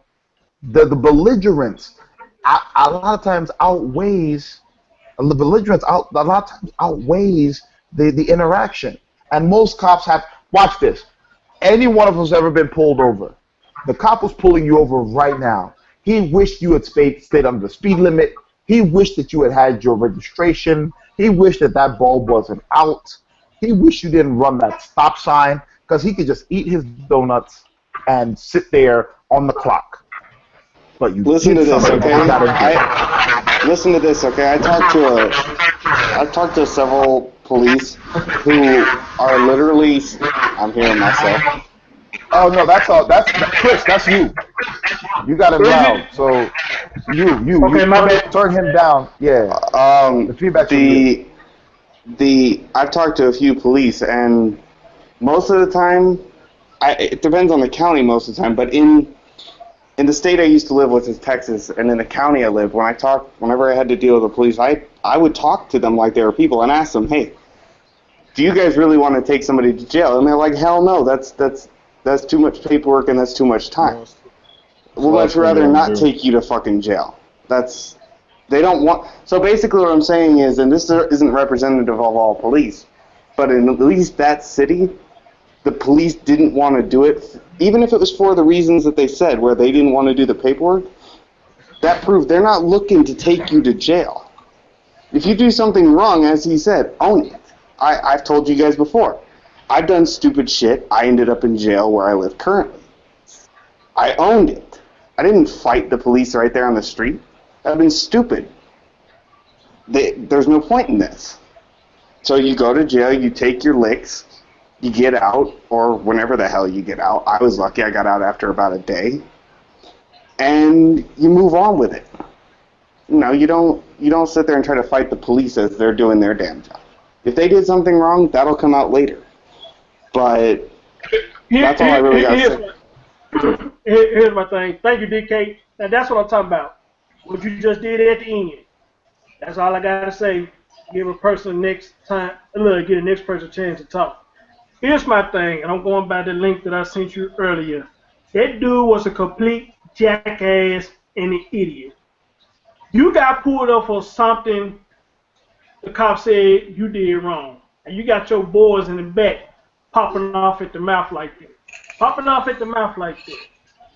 When you could have just did exactly what they asked you to do, because when you act like that, cops gonna get cautious because they're gonna think you are hiding something. What they look like me, I get pulled over for something that I know that I did wrong, but somebody talking shit to him. Talk shit, pussy head boy, pussy head nigga. What the fuck is you doing, brother? What that's gonna accomplish? Then whoever that lady came out, sitting up there talking about, you got it all on camera. You got it all on camera. Bitch, when he go to the judge, the judge gonna call him a jackass for doing what he did. You can take all that just for a traffic stop. He could have got a slap on the wrist and be like, look, just be careful next time. But he want to talk shit, and one of them people talk about he hate the cops. Hate the fucking cops for what? Hate them for what? And all the people who hate the cops is the niggly bears and the motherfuckers who got the long rap sheets that they know damn well every time they get pulled over, they got something on them that finna land their ass right back in jail. Tell me I'm wrong. Tell me I'm wrong. Well, here's the thing. You're not wrong, Chris, but here's the thing, right? Here's the thing. With that dude you that I watched, he broke one of the first rules of dealing with police. You should never do shit like that. You should always remain as calm as you can. Because if you get tense, what's going to happen? It's a self-fulfilling prophecy. You're going to make the officer tense. If you, let's just say, for example, I watched a video about your rights when dealing with police. The example they showed is this dude, like, the officer asked him to step out of the car. He gets really aggressive, like, pushes the door open really aggressively, and throws his hands up at the cop. What do you think's going to happen? You can't think that the cop's just going to stand there unless you do that. They don't know what you're going to do. So obviously in that example, the cop put him in handcuffs, and I don't see anything wrong with that. You're being aggressive. You're being a jackass. Be calm with them. If you're calm, you don't have anything to worry about. That's the so thing here's with my thing. So hold on, Chaos. Here's my thing, brother. Here's my thing. Why nobody comes out and tells this person, hey, man, you ain't got to do all that to get your point across, man. You got your kids in the car. Why you acting a fucking fool over routine stop, man? That's right, they surrounded your fucking car because you acting a fucking nut. But instead of them telling him he acting a fucking nut, they coming out talking about pretty much agreeing with him with what he did. Talking about, fuck you, don't be scared of them motherfuckers. I mean, come on, man. And it's always us black motherfuckers. I never seen nobody white get pulled over by the police and act a fucking fool like that. If anything, they would speak to the officer first. Hey, officer, how you doing? It is let the officer be at ease. I'm doing fine. Could you give me your license and registration? They'll run your shit. If you ain't got nothing on your shit, 9 times out of 10, they're going to let you go, man, unless you just got something fucked up. But just like me, I have no criminal history. If I get pulled over, what's up, officer? Let me see your license and registration. You did this, you did that. If they pull me up, they're not going to find shit on me. What they going to do, hey, look, here you go, Mr. Thorns. Just be careful next time. All right, cool. I ain't got to be sitting there talking all thuggish to him, man. Fuck you, pussy boy. Fuck you, nigga. Fuck you, nigga. But then you wonder why you motherfuckers get shot.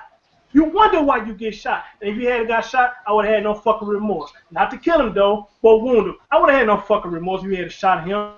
Because you know what I'm saying? He deserved that talking to that man like that. This man doing his fucking job. But you talking to him like you his dad or something. Come on, man. Give me a fucking break. Give me a fucking break, man. If I'm wrong, tell me I'm wrong, somebody. Tell me I'm wrong. No, I agree. I think that's fair. I'm just gonna tell you wrong because you asked me to. There's very few white people who act a fool when get pulled over. That's why they started filming black people, because black people always acting a fool. If anything, like anytime a cop pull them over.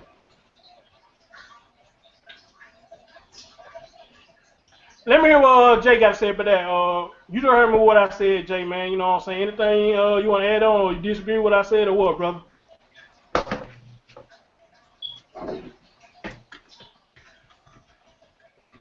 Where's Jay? I'm talking about DJ. I'm talking about DJ. Oh, yeah, My bad. yeah. We got 2 days. We got 2 days on here. Yeah. We got 2 Oh, days. really? My bad. What was you asking me? You heard a little rant I just did about people dealing with the police. I don't know if you seen the link that is trending about. I definitely heard your rant, but I did not see the video. But yeah, I definitely heard your rant. And I'm gonna tell you like this. I'm just a person. I believe in, you know, if there doesn't have to be like I don't believe in any level of confusion at all. It doesn't matter whether this is a figure of authority or whether this is my neighbor. I don't want conflict, period, with anybody.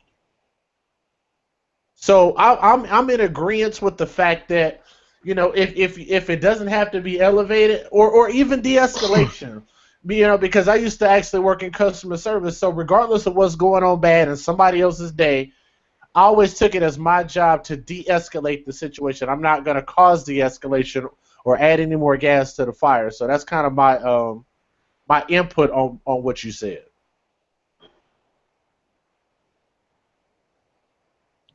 Okay. I like that. Cool. That was cool. I like that. Yeah. It is redemption. I know you probably got something to say, but well, you say on the right, so I don't know what more you can add on to it. But matter of fact, hold on, redemption. Young Jay is still up. What you got to say? What I got to say about that, bro? Cause I think I sent you the link. I know you saw it. What you got to say, brother? Talk about Young Jay, not DJ. Young Jay this time. Yeah, I ain't seen the video yet. I ain't been able to watch it yet. Well, go watch it, bro. You see the ignorant motherfucker on there, and folks on there praising him, talking about he got it out on camera. You ain't got shit on camera because they didn't do nothing. So what the fuck you got on camera? Do They me didn't do a favor, damn thing. send me the link on the Hangout. Hey, I don't want to Yeah, be I rude. sure Does will. anybody want a beer? I'm going to the fridge. Let Anybody me want a check beer? redemption. Hell yeah, I want a beer. Huh? Well, I don't drink. Hell yeah, I want a beer. Bring me two. I'm going to the fridge. Anybody want a beer? I'm getting up I'll now. double fist So. that fucker. Oh, shit. Redemption, do you want to add on to what I said? If Yeah, not, I do. I'll pass to Omega. I'll pass to Omega if you want to say something. We've departed a little bit from what I wanted to get into, but we'll just backtrack just slightly. What Omega was saying earlier, you know, and I'm just going to speak candidly about my own experience, especially when it comes to soul-crushing jobs. A lot of people need to understand that being a cop or being a military guy, it's not like being anything else. You know, and I'm just gonna to remove any questions, I guess. You know, I've seen people shot, I've seen people blown up, I've been shot at, rocketed, mortared, you name it, bombed, been through it, seen it, done it. And every time you have to be in that position where you point a weapon at another human being, it diminishes what you are. And just to go back, I left the Marines in 2008, late 2008, and I would say it took me probably 2.5 years to get back to just being kind of a normal person, you know. You you feel bad all the time. I mean, you really do. You feel bad all the time. You feel like you're kind of in a dark place all the time. And often, at least for the military, often when people are thanking you, they don't really understand what they're thanking you for. Uh, and so that causes a measure of frustration, and you feel isolated because nobody can really understand what you've been through. And and just that little, hey man, and there have been a couple of times where people have approached me and they've said, hey man, I appreciate what you do, and usually my stock response at the time was, do you now? Which I know is sort of a loaded statement, but Yeah. they would say, actually I do. Every once in a while I get a guy who says, what, actually I do. Uh, they'll say, oh, my father served or my grandfather served, and when he stayed at my house, I would witness the nightmares that he would have. And I understand that your job is, I know I can't relate, but your job is very, very difficult, and I understand that it's damaging to an effect, and I just want to thank you for taking on that burden so that I don't have to. And that was probably one of the few times where I really felt like somebody actually got it. You know what I mean? So for cops, a lot of them must feel extremely isolated right now. They really must feel just awful to wake up and feel like someone's, well, I can't even, I understand it because when you're when you're in the military, especially when you're deployed, you're being hunted all the time. You have to assume that every moment that you're outside the wire, somebody's looking at you and they're watching and they wish nothing but for to end your life right then and there, and that eventually they're going to give it a try. And it's an incredibly psychologically damaging situation to put yourself in and day out, over and over and over and over and over again.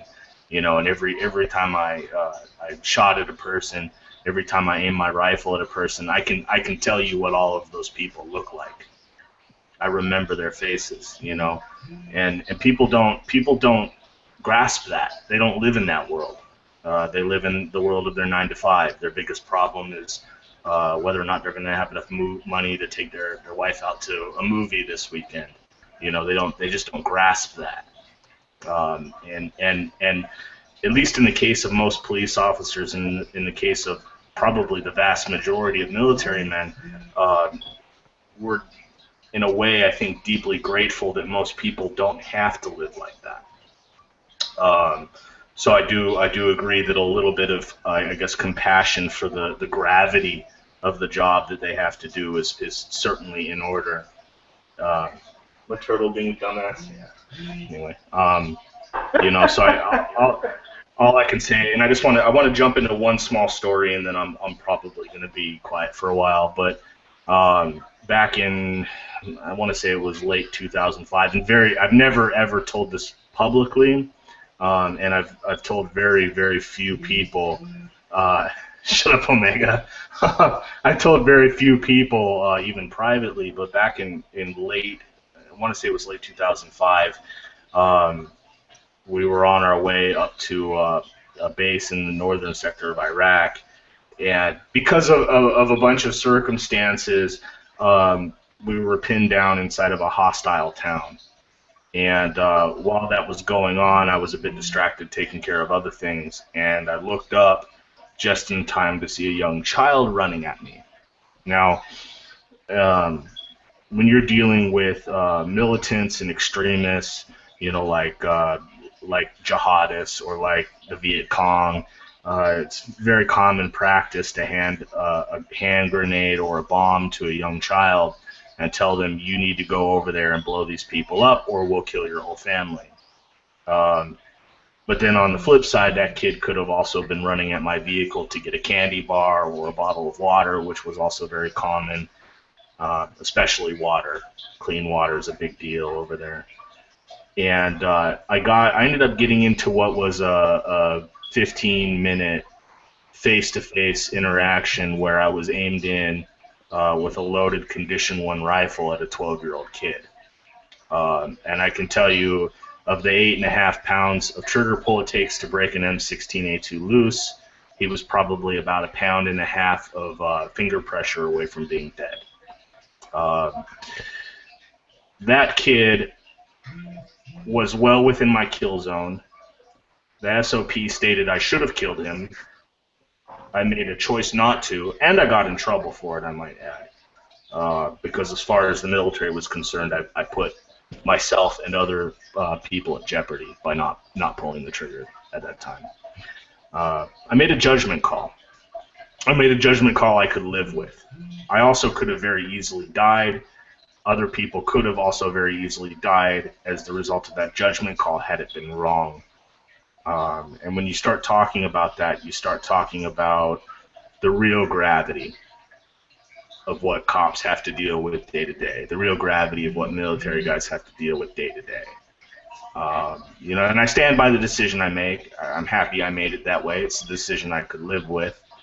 But it did come at a cost. It was an expensive decision, and it did result in me having to defend those actions, which I was more than happy to do. I guess my point is, you don't know where any of these cops are, and paying it forward a little bit to one of these guys might actually save the life of somebody down the road. Because even cops and military guys are human beings. They have mental limitations, and what's going on has got to be really, really, really difficult right now. That's it. That's all I wanted to say. Yeah, I remember you telling this story once before, man. Again, man, I could just imagine that situation, you being a military man or whatnot. So, wow, man. That's all I can say is wow. That's all I can say, man. Chaos, you got something you want to say, brother? Chaos, you got something you want to say, brother? The worst thing you can say to I'm sorry, I just gotta say this one quick thing. The worst thing you can say to somebody in the military or a veteran that will really make them question whatever the hell they had to do is to say, and people do it all the time. They come out and say, "Oh, I'm anti-military." Okay, but you're pretending to be that's being in the military is a big part of somebody's life. People relate. You see guys in their 60s and 70s walking around with veteran hats on. How do you expect me to be your friend when you professedly say that the biggest thing I've done in my life you're against? You can't justify it. Oh yeah, if you're anti-military, I don't want. If you're anti-military, I don't want you around me. It's okay if you're against the wars that we've been in.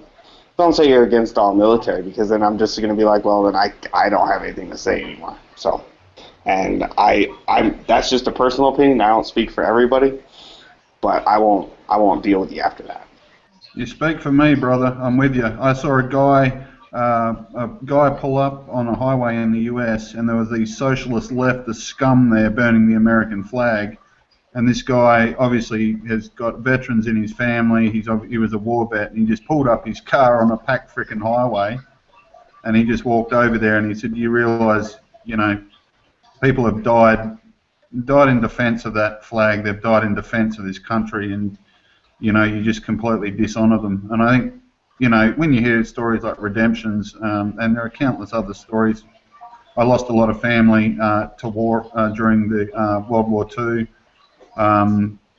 period. I think how can you not respect that? How can you be such a piece of crap? How can you be such a lowlife that you can't respect families and people who have sacrificed and laid down their lives so you can have freedom? I really just can't even quantify it, to be honest. Exactly, but the thing is, people can't separate. This is the one thing, and Redemption will know this very well. Whether you disagree with a war or not, that's not the fault of people who are. The majority of people in the military don't have any control over the decisions that are made in that regard. Absolutely. We're enlisted. We're enlisted people, and I've had it happen. I was never deployed, but I had it happen in the States where people blamed me and the people I was with for the war. Like, we have no control over this. We don't have control over shit. So it's just people don't understand there is a difference, and it's the people who don't even wear the uniform that are in control of it. So yeah, it's that broad, narrow-minded leftist sort of attitude where they paint entire groups into a single stroke. You know what I mean? I mean, we're seeing the same thing with the race debate. We're seeing the same thing with a lot of stuff. Go on, Red. Well, it's as simple as this. Ours is not to reason why. Our duty is but to do or die. That's Plain and it. simple. Marines Well, follow I mean, orders. look at World War II. I mean, most of the people that were drawn into the conflict on the German side were just average people, and most of them hated the Nazis. But they literally were soldiers. They had a job to do, and they were given their orders. And because they were honourable men, they did it. And it's interesting. You'll see even in World War One, an interesting instance. There was Germans on one side and the British Armed Forces on the other, and at Christmas time they just stopped fighting, came out of the trenches and came together and just swapped cards and had a few cigarettes together, and then the next day they went back to killing each other. Just doing their jobs, man. They were doing what they were ordered to do. And I absolutely sympathise with what you guys are saying, and I think everything you're saying is true. Good on you. Let me say this right here, man. I appreciate every last one of y'all on this panel. Y'all don't know how much this means to a brother, man, because me, Jay, Paul, Steven, DK, Huggy P, Chris Grant, I may be missing somebody else. We've been doing this for quite some time now, man, and there's always knowledge. There's always kicking knowledge. And tonight is one of the best nights. You know, we got DJ Just Jay coming in, man. Appreciate you, brother. Chaos came in. Augustus Jr. came in. Celine came in. Chastity came in. Hey, I can't stress this enough, brother, man. I really appreciate that, man. Y'all really made my night tonight. This about the best damn hangout we done had, man. Am I right, Redemption? This is the damn best one we have, Absolutely. right? Damn best one that we have, man. And hey, and I appreciate y'all, brother, man. Thanks a million. And I hope this not y'all last time, man. I hope this not y'all last time. I hope y'all join the next one. I'm gonna get with my brother from another mother, Paul DeMarcado, 'cause I usually talk to him after a show on Skype, and we talk about how everything went. So anyway, I'm saying this. I'm about to shut it down. Probably about 15 or 20 minutes. You know, I'm getting kind of sleepy. My head kind of hurting too. So I want y'all to take this time. Any last words? Y'all got the flow. I'm gonna start out with Chaos. Then I'm gonna go down the road. Chaos, Redemption, David Kelly, EK, DJ, Omega, and Young J. Y'all say y'all last words, man. I'm gonna shut it down again, man. Thank y'all, brothers. Thank y'all so much, man. Much love and respect to y'all.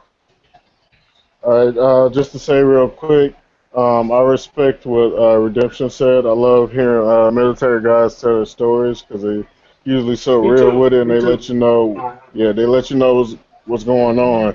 I think a lot of people have a hard time relating to them, knowing what they're going through because the only way that we hear or see about it is through movies, and movies is to entertain, and that's how they take it. Exactly. Um, Exactly. Exactly. and I just want to say, man, thank you for inviting me. What happened? Man, no, bro. I didn't invite you, you know what I'm saying? Chance and them did that. I thank them for inviting you, but I will thank you for coming on the panel. No, thank you, brother, for coming on the panel because you could have been doing something else, but you came on the panel, bro. So thank you. Thank Yeah, you. man, I got up out of bed to get on here right quick. So thank you for inviting me. Enjoyed myself, and no hard feelings towards EK because I know some people probably thought it was getting heated, but it's no hard feelings at all over here. No, it's not here either, man. I mean, I understand what EK was doing. He get emotional when he talks, something like what Tommy do, and I respect that. I respect that, but my thing was, you know, he was getting so into it that it's almost like he forgot everybody else was on the panel. So he did nothing wrong, man. I just want to give everybody a chance to speak. So he good with me. I hope he come back Yeah. with that same passion next show. I hope he come back with that same passion next show. But thank you, Chaos. All right, You man. go ahead and drop off, bro. All right, man. All Peace. right. My man, Redemption, you never fail me, brother. You never fail me. You just had a two pull, and next day you back on, man, speaking that logic shit, man. You don't Do seem what I to, can. yeah, you never fail me, brother. So, any last words, man, say it right now, brother. You got the flow. Well, I gotta say, I really, really, really enjoy. I really enjoy these conversations. Yeah, I've got outside of the internet, I've got black friends, but I don't really talk to them a lot about these sort of things. So I found that it's very helpful for me. It gives me an opportunity to get a lot of perspective on things from people who aren't easily offended by my questions, which I very, very, very do much appreciate. Um, so all I can say is it's been a great show, and I look forward to the next one. Hey, thanks a lot, brother. Thanks a lot. Well, see you next time, man. Shut up, old DK, man. my dog. DK, my dog. I know you've been busy with school, so you ain't just really been able to get in on them, but I'm Yeah, grateful yeah. that you made it this time. No, I I said hate that DK, not the EK. DK. schedule. Oh, No, DK. Okay. DK. No. DK, not EK. DK. Yeah. So, so DK, I'm not sure you got any last words, because you kind of came in to ass in, but if you do, brother, hey, you got the flow.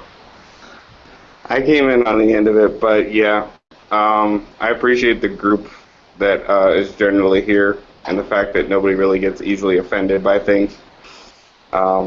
Too many Right, people now right, get too easily offended by everything somebody says, and that's right, probably why I don't have. That's probably why I don't have many. That's probably why I have a very small group of friends, is because I don't. I don't try to sound politically correct a majority of the time. right. So I appreciate everybody having a thicker skin than that and not getting offended by things. You have to look at it. We all have our own personal perspective. We all have our own life experiences, and if you get mad at somebody for their life experience, you don't open your ears up to hear what they have to say or maybe gain a new perspective. So I'll try to get in more. Writing long papers every week kind of gets time consuming, but I'll try to get on more if I can. But I enjoyed what I heard anyway. Hey, no problem. Yeah, hey, I don't know what they told you, man, but Tommy Ashik showed up in the chat room. How cool is that? Yeah, Did they tell you that, DK? young Jay told me. I was thinking about joining because I saw the link a little later, but I thought it might be over, so I didn't. But when he said it was still going on, I was like, all right, I'll jump in. So Yeah, but I think he just really coming in and saying, hey, I asked him to come on the panel, but not sure if he heard me or not. But hey, I'm just grateful that he even came in the chat room. So he probably still doing things with his babies, or he probably still on the road. So I'm not gonna pressure it, but I'm sure when he do his next show and he see my name, he gonna acknowledge us. I know he will. So that's good enough for me, brother. That's good enough for me. Excuse me. Excuse me. Uh, EK, my brother, you got the flow again, man.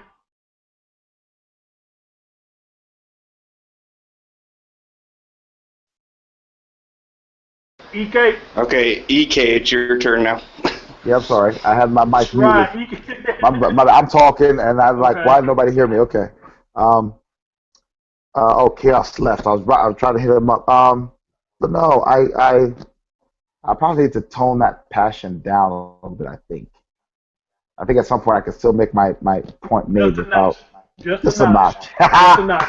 Good. Just a notch. All right. I want the confirmation because in my Not too mind, much. yeah, no. But at some point, I think I can make my opinions made without getting. But the problem is I don't know. You probably can relate. I get frustrated when if you can talk to somebody and everybody can weigh opinions, and if anybody has a difference in opinion how they would have done something after the fact as the way they did it before, and that happens a lot with me. I see people who always change their mind.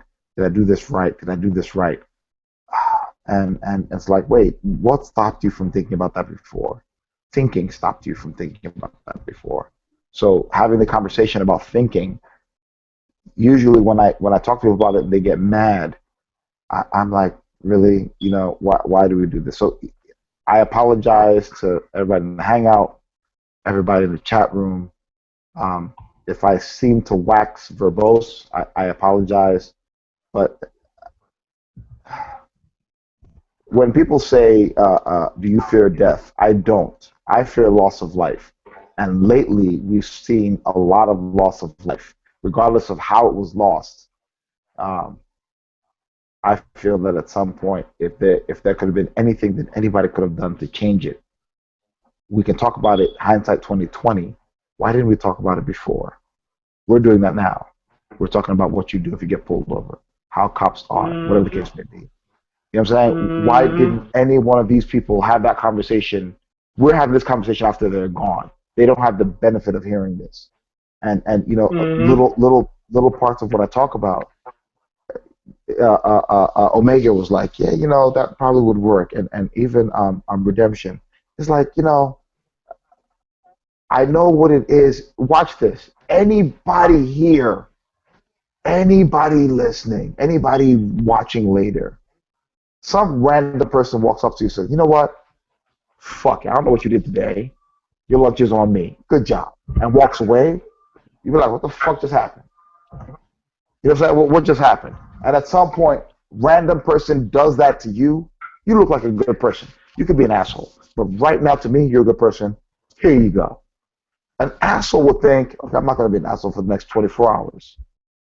Whoever meets that person next 24 hours is a benefit of your act of kindness. And that I wanted the chaos to be here. He left, but I apologize for running on.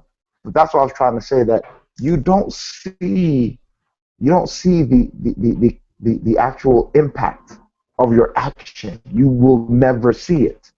That's not the point. Not that you see it, that it is there. Butterfly flaps its wings, tornado in China. You understand? That's the whole Yeah. butterfly effect. Yeah. So, Okay. Chris, everybody here, I'm trying to see names now. I don't remember all. DK's here. Redemption's here. Chris, you're here. Damn it, this is what happens when you get multiple facets of. I'm all taken. Hey, Young, is Young awake? Young asleep. Young, you over there? Hello. No, we here. We here, Okay, brother. I see We you. here. All right. No, but everybody, I apologize. And people in the chat room, I could not. I really couldn't see the chat room, so I apologize for that too. Because a lot of times I try to get my cue off of them, I didn't see it. So to the people in the chat room, I'm sorry. I do that a lot. I talk a lot. Uh, it stems from the fact that for the most part, I bite my tongue. I do, and a lot of the stuff that Well, we talk about gives me an avenue to like, hey, can we try this for a change? So, and right, Chris, I know what you're talking about. I know you want it's there. It will never go away. right. Here's my thing, brother. On Oh, on yes, this man. So, forum, on this Mhm. forum that I run, everybody's voice matters to me. Whether you white, black, Mexican, Caucasian, female, gay, or whatever. If they want how to about talk, long and everybody, long-winded? How about loud and long-winded? everybody voice, Yeah. I everybody just voice. wanted to point out that Caucasian and white are the same thing. Oh, my bad, my bad. Okay, Hey, you my know bad. what? Give him 5 points. Hey, you gotta. I'm gonna give you. I'm gonna email you a gold star. Damn it. Okay, but on real talk though, everybody's voice on this forum matters to me. That's what you're here for. So uh, don't feel like you ever have to bite your tongue, brother, because that's what we invite you on the show for you to speak your mind. You see, everybody who I called to speak, they didn't have no problem getting on the mic. Even DJ, when he got on, he said before he got on, he don't know how much he can contribute to the conversation, but he at least come on a panel and say something. And you see, he contributed more than he said he did. He contributed more than he said he did. He didn't bite his tongue. He opened his mouth. And it's amazing that when people say, "Well, I don't think I can contribute to the conversation," but when they end up getting in the conversation, you contribute more than what you think it is. But the thing I'm just saying, you brother, I don't want you to feel like that I'm saying that you're doing anything wrong. You wasn't doing anything wrong. I appreciate the passion. I appreciate your voice. But the thing is, man, just be mindful. We got other people that want to talk too. the other people that want to talk to. So that's all I'm saying, brother. But you did I good got though, you. man. Keep the I passion. got you. No, no, You no. did In my passion, man. mind, I understand. I'm good. So, when next we meeting? Because at some point we need to have a cookout. Hey, Chris, something. Hey, everybody on the panel, before we go, let's do something. Because I talked to Jay a second ago, and it's something that crossed my mind. Is it possible Which that day? after we've had enough, DJ? Okay. Yeah, because but it crossed my mind that talking to him. Is it possible that after we have enough of these hangouts and talk, that we have like a meet and greet where everybody like meets somewhere and we like actually meet face to face, or like have like a luncheon, whatever, and we do the discussions on a round table where we face to face. This is great, but at some point, hanging out with y'all motherfuckers would be great too. Like real talk, real life. I don't know if you You guys, talking actually? feel what I'm. You talking actually meeting everybody in person? I mean, we look, watch this. Yeah, like we have like a Chris Thorne show, grand lecture meeting, blah blah blah. Yeah, where we just meet at like some restaurant. We take it over and boom, we just all meet there. Like you come from California, I come from New York. Boom boom. Hey man, glad to meet you. Blah blah blah. So, and we could probably still do a live show. You know what I'm saying? Here's Instead the of thing, brother. listen. This is years down the road. I ain't talking about now, but in the back of everybody's mind, it's great to like talk this way in personal, whatever. Social media is great for that. But at some point, I do believe one of the things that technology gave us was the ability to make miles look like millimeters. But at some point in doing that, we have the technology to make miles millimeters too. And it was just a thought. I'm just throwing it out there. It's possible. It's not You possible. know Some what? people are down. Some people are not down. You know what? But I don't That's see any problem with actually it. If I could talk to all of you guys, I don't know that I've ever had a group this big where we can all have this kind of conversation, go this heated, and then come away and talk about, hey man, let's do shots. You know what I'm saying? I don't know if anybody's ever been that way, but I feel that would be kind of cool. So, I mean, not saying that we do Well, it tomorrow, but right. Well, here's my thing. In order to get to that level, because right now I'm in a stage where I'm crawling before I'm walking. 'Cause like I said, this is the best show I done did. With the extra people that has came, and to top it off, even Tommy showing up. That's a huge thing. Now, here's the thing with me. I'm not trying to really just gain anything out of this, to be honest. And I say this all the time. I just like the fact that we all can come together and have a decent conversation without the bullshit. Without nobody calling each other out their names, nobody talk about this coon shit, nobody talk about no gay shit, nobody talk about no sucking dick, deep throating dick. You know what I'm saying? I'm just happy that we can at least do this. But don't get me wrong. Now, if something does come out of this that I'm doing this, I mean, I'm gonna jump on it. But right now, I'm not trying to make nothing big out of this. I just like the fact that I can let y'all know I'm doing a show, and you guys can come in and speak your mind without the bullshit and the fuckery. But DJ just said he got to go shoulder, so let me go and let him say what he got to say, man, and shut this thing down. Go ahead, DJ. All right. First of all, I want to say thank you to Chastity for inviting me. Also, thank you to Celine. She was in the chat earlier. Thank you to everybody in the chat. To my man Paul, Augustus, Young Jay. I'd like to give a shout out to everybody that's in the chat because those are the guys that are watching us. You see what I'm saying? That's everybody that's watching. Continue to keep supporting. That's a lot of support. I also want to say shout out to everybody that's on the panel right now, and to also pick back up on Chris's point a little bit earlier when it comes to having those conversations and questions he wants to ask and being able to say stuff like that.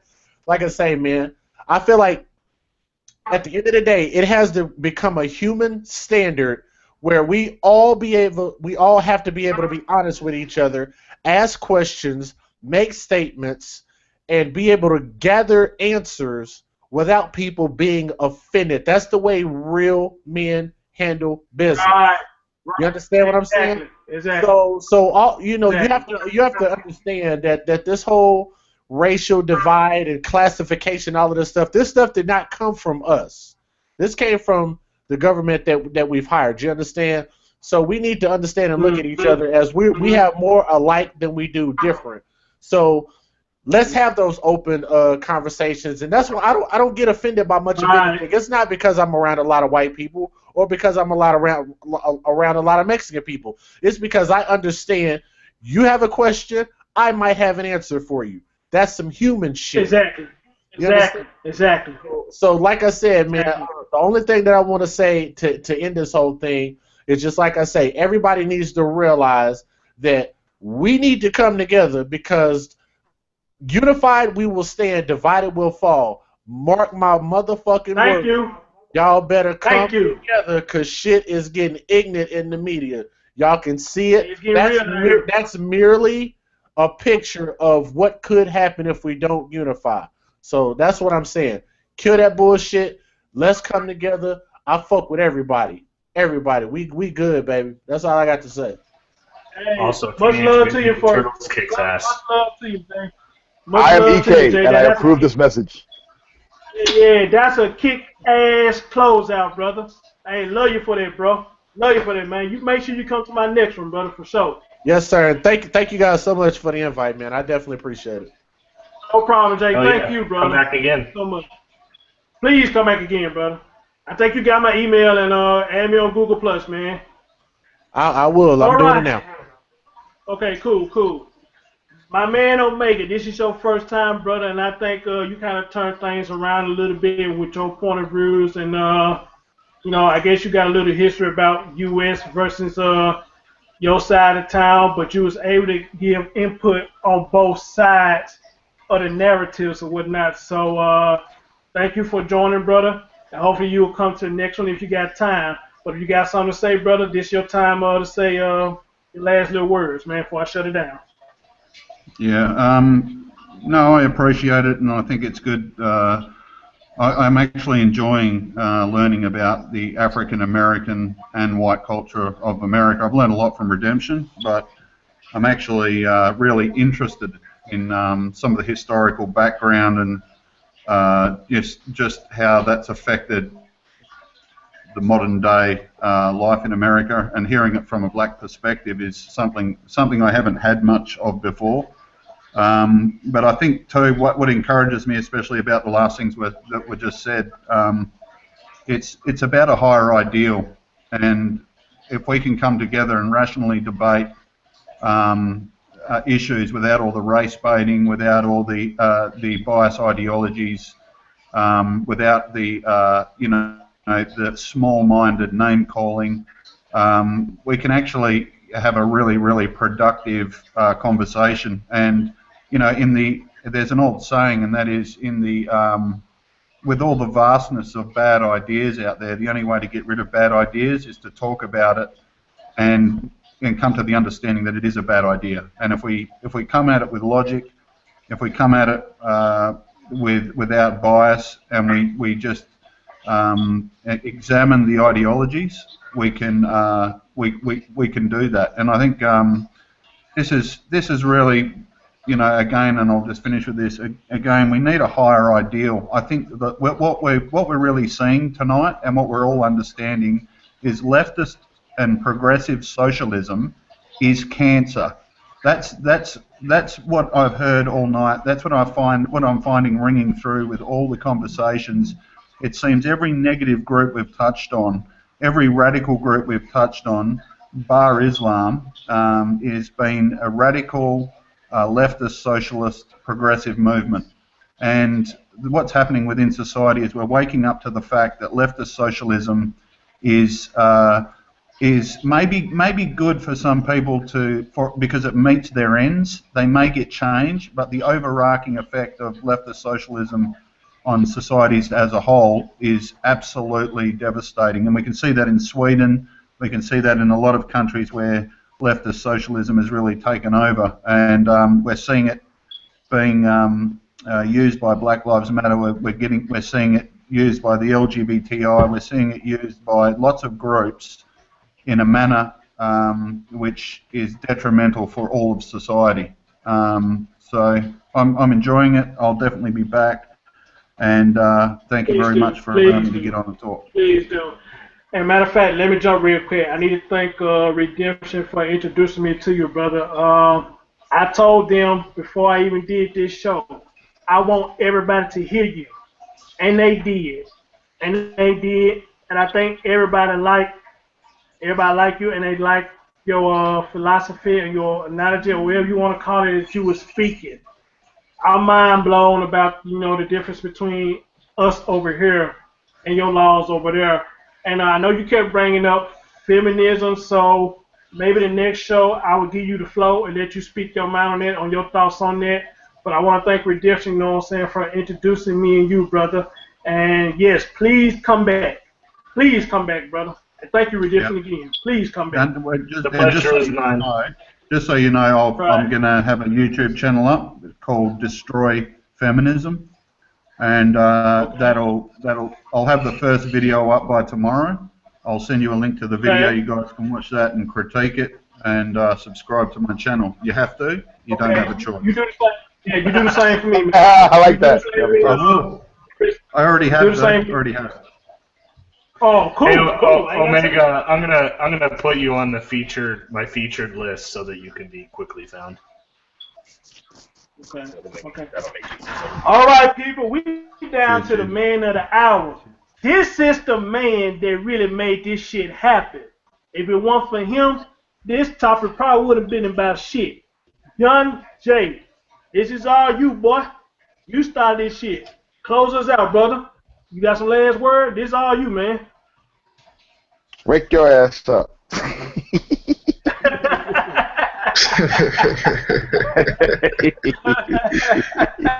Look, man, I just want to say, appreciate Chris for the platform. We just having adult conversations, agree to disagree, no drama. I want to thank DK and Redemption for the trucking advice for tomorrow. Start school, so I'm about to have a long day, and I'm about to take my ass to bed. Again, thank you for the panel, everybody to join, and let's build this platform up. Peace. Best of luck with trucking school, by the way. And let me say this, man. Thank you, man. Thank you. And let me say this Have too. fun with it all, man. And let me say this last thing right here. I got to give it to these guys, man. Jay, Paul, Steven, DK, Huggy P, Chris Grant. I wish he was still on, man, because I think he missed a damn good 2.5 show, man. But I understand he got stuff going on. These guys been supportive of this thing ever since they first let me run it. And it was just us doing the damn thing, but it was just us kicking knowledge. And it was a damn good show every time. So I did some research to find out how to record this, because I feel like the way these guys talking knowledge, this need to be recorded. And I can see tonight, before the first segment ended, people in the chat talk about, no, Chris, do another show. This need to keep going on. Man, that means a lot to me to hear people say that. So these guys been sticking with me, for the longest, Jay one of them types, if I bring up a show, and he corrected me on this one time, I brought up a show. He said, man, what's the topic about? I said, the topic is about, our parents being parents to their kids, or they being more friends. And, he came out and said, okay, man, we need to talk about something, a broader topic. Pretty much he was saying, man, that topic ain't going to hit about shit. But I had to explain to him more what I was coming from. When I explained to him, he said, oh, okay, cool, I got you. See, that's a communication I like. If he feel like the topic ain't going to talk about shit, you guys. If we bring up a topic and you feel like it ain't going to hit on shit, that's what communication all about.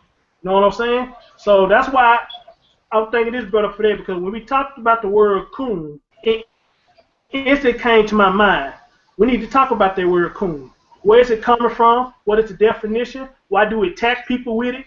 We had to talk about, and everybody did an amazing fucking job. So that's why I say, cheers to Jake, because he's the reason why this shit got brought up, So, man, even though the show ran long, man, I have no regrets. I love this whole damn show, man. So, Jake, thank you again, brother. Let's keep this shit going. Me, you, Paul, Steven, DK, let's keep this shit going, bro, because it look like we're finna get kind of big now. Again, I can't stress enough to the people in the chat. Chastity, thank you so much, dear. Celine, thank you so much.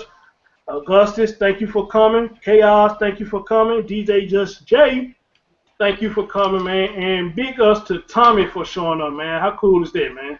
How fucking cool is that? And I want to say to the people who are watching, y'all see how we did this? We did two shows. Two shows without nobody getting upset, nobody calling each other names, nobody talking to nobody ignorant, nobody saying no gay attacks, no sucking dick and all that shit. Nobody get called no coon or nothing. Now, if we can do this, why can't nobody else do it?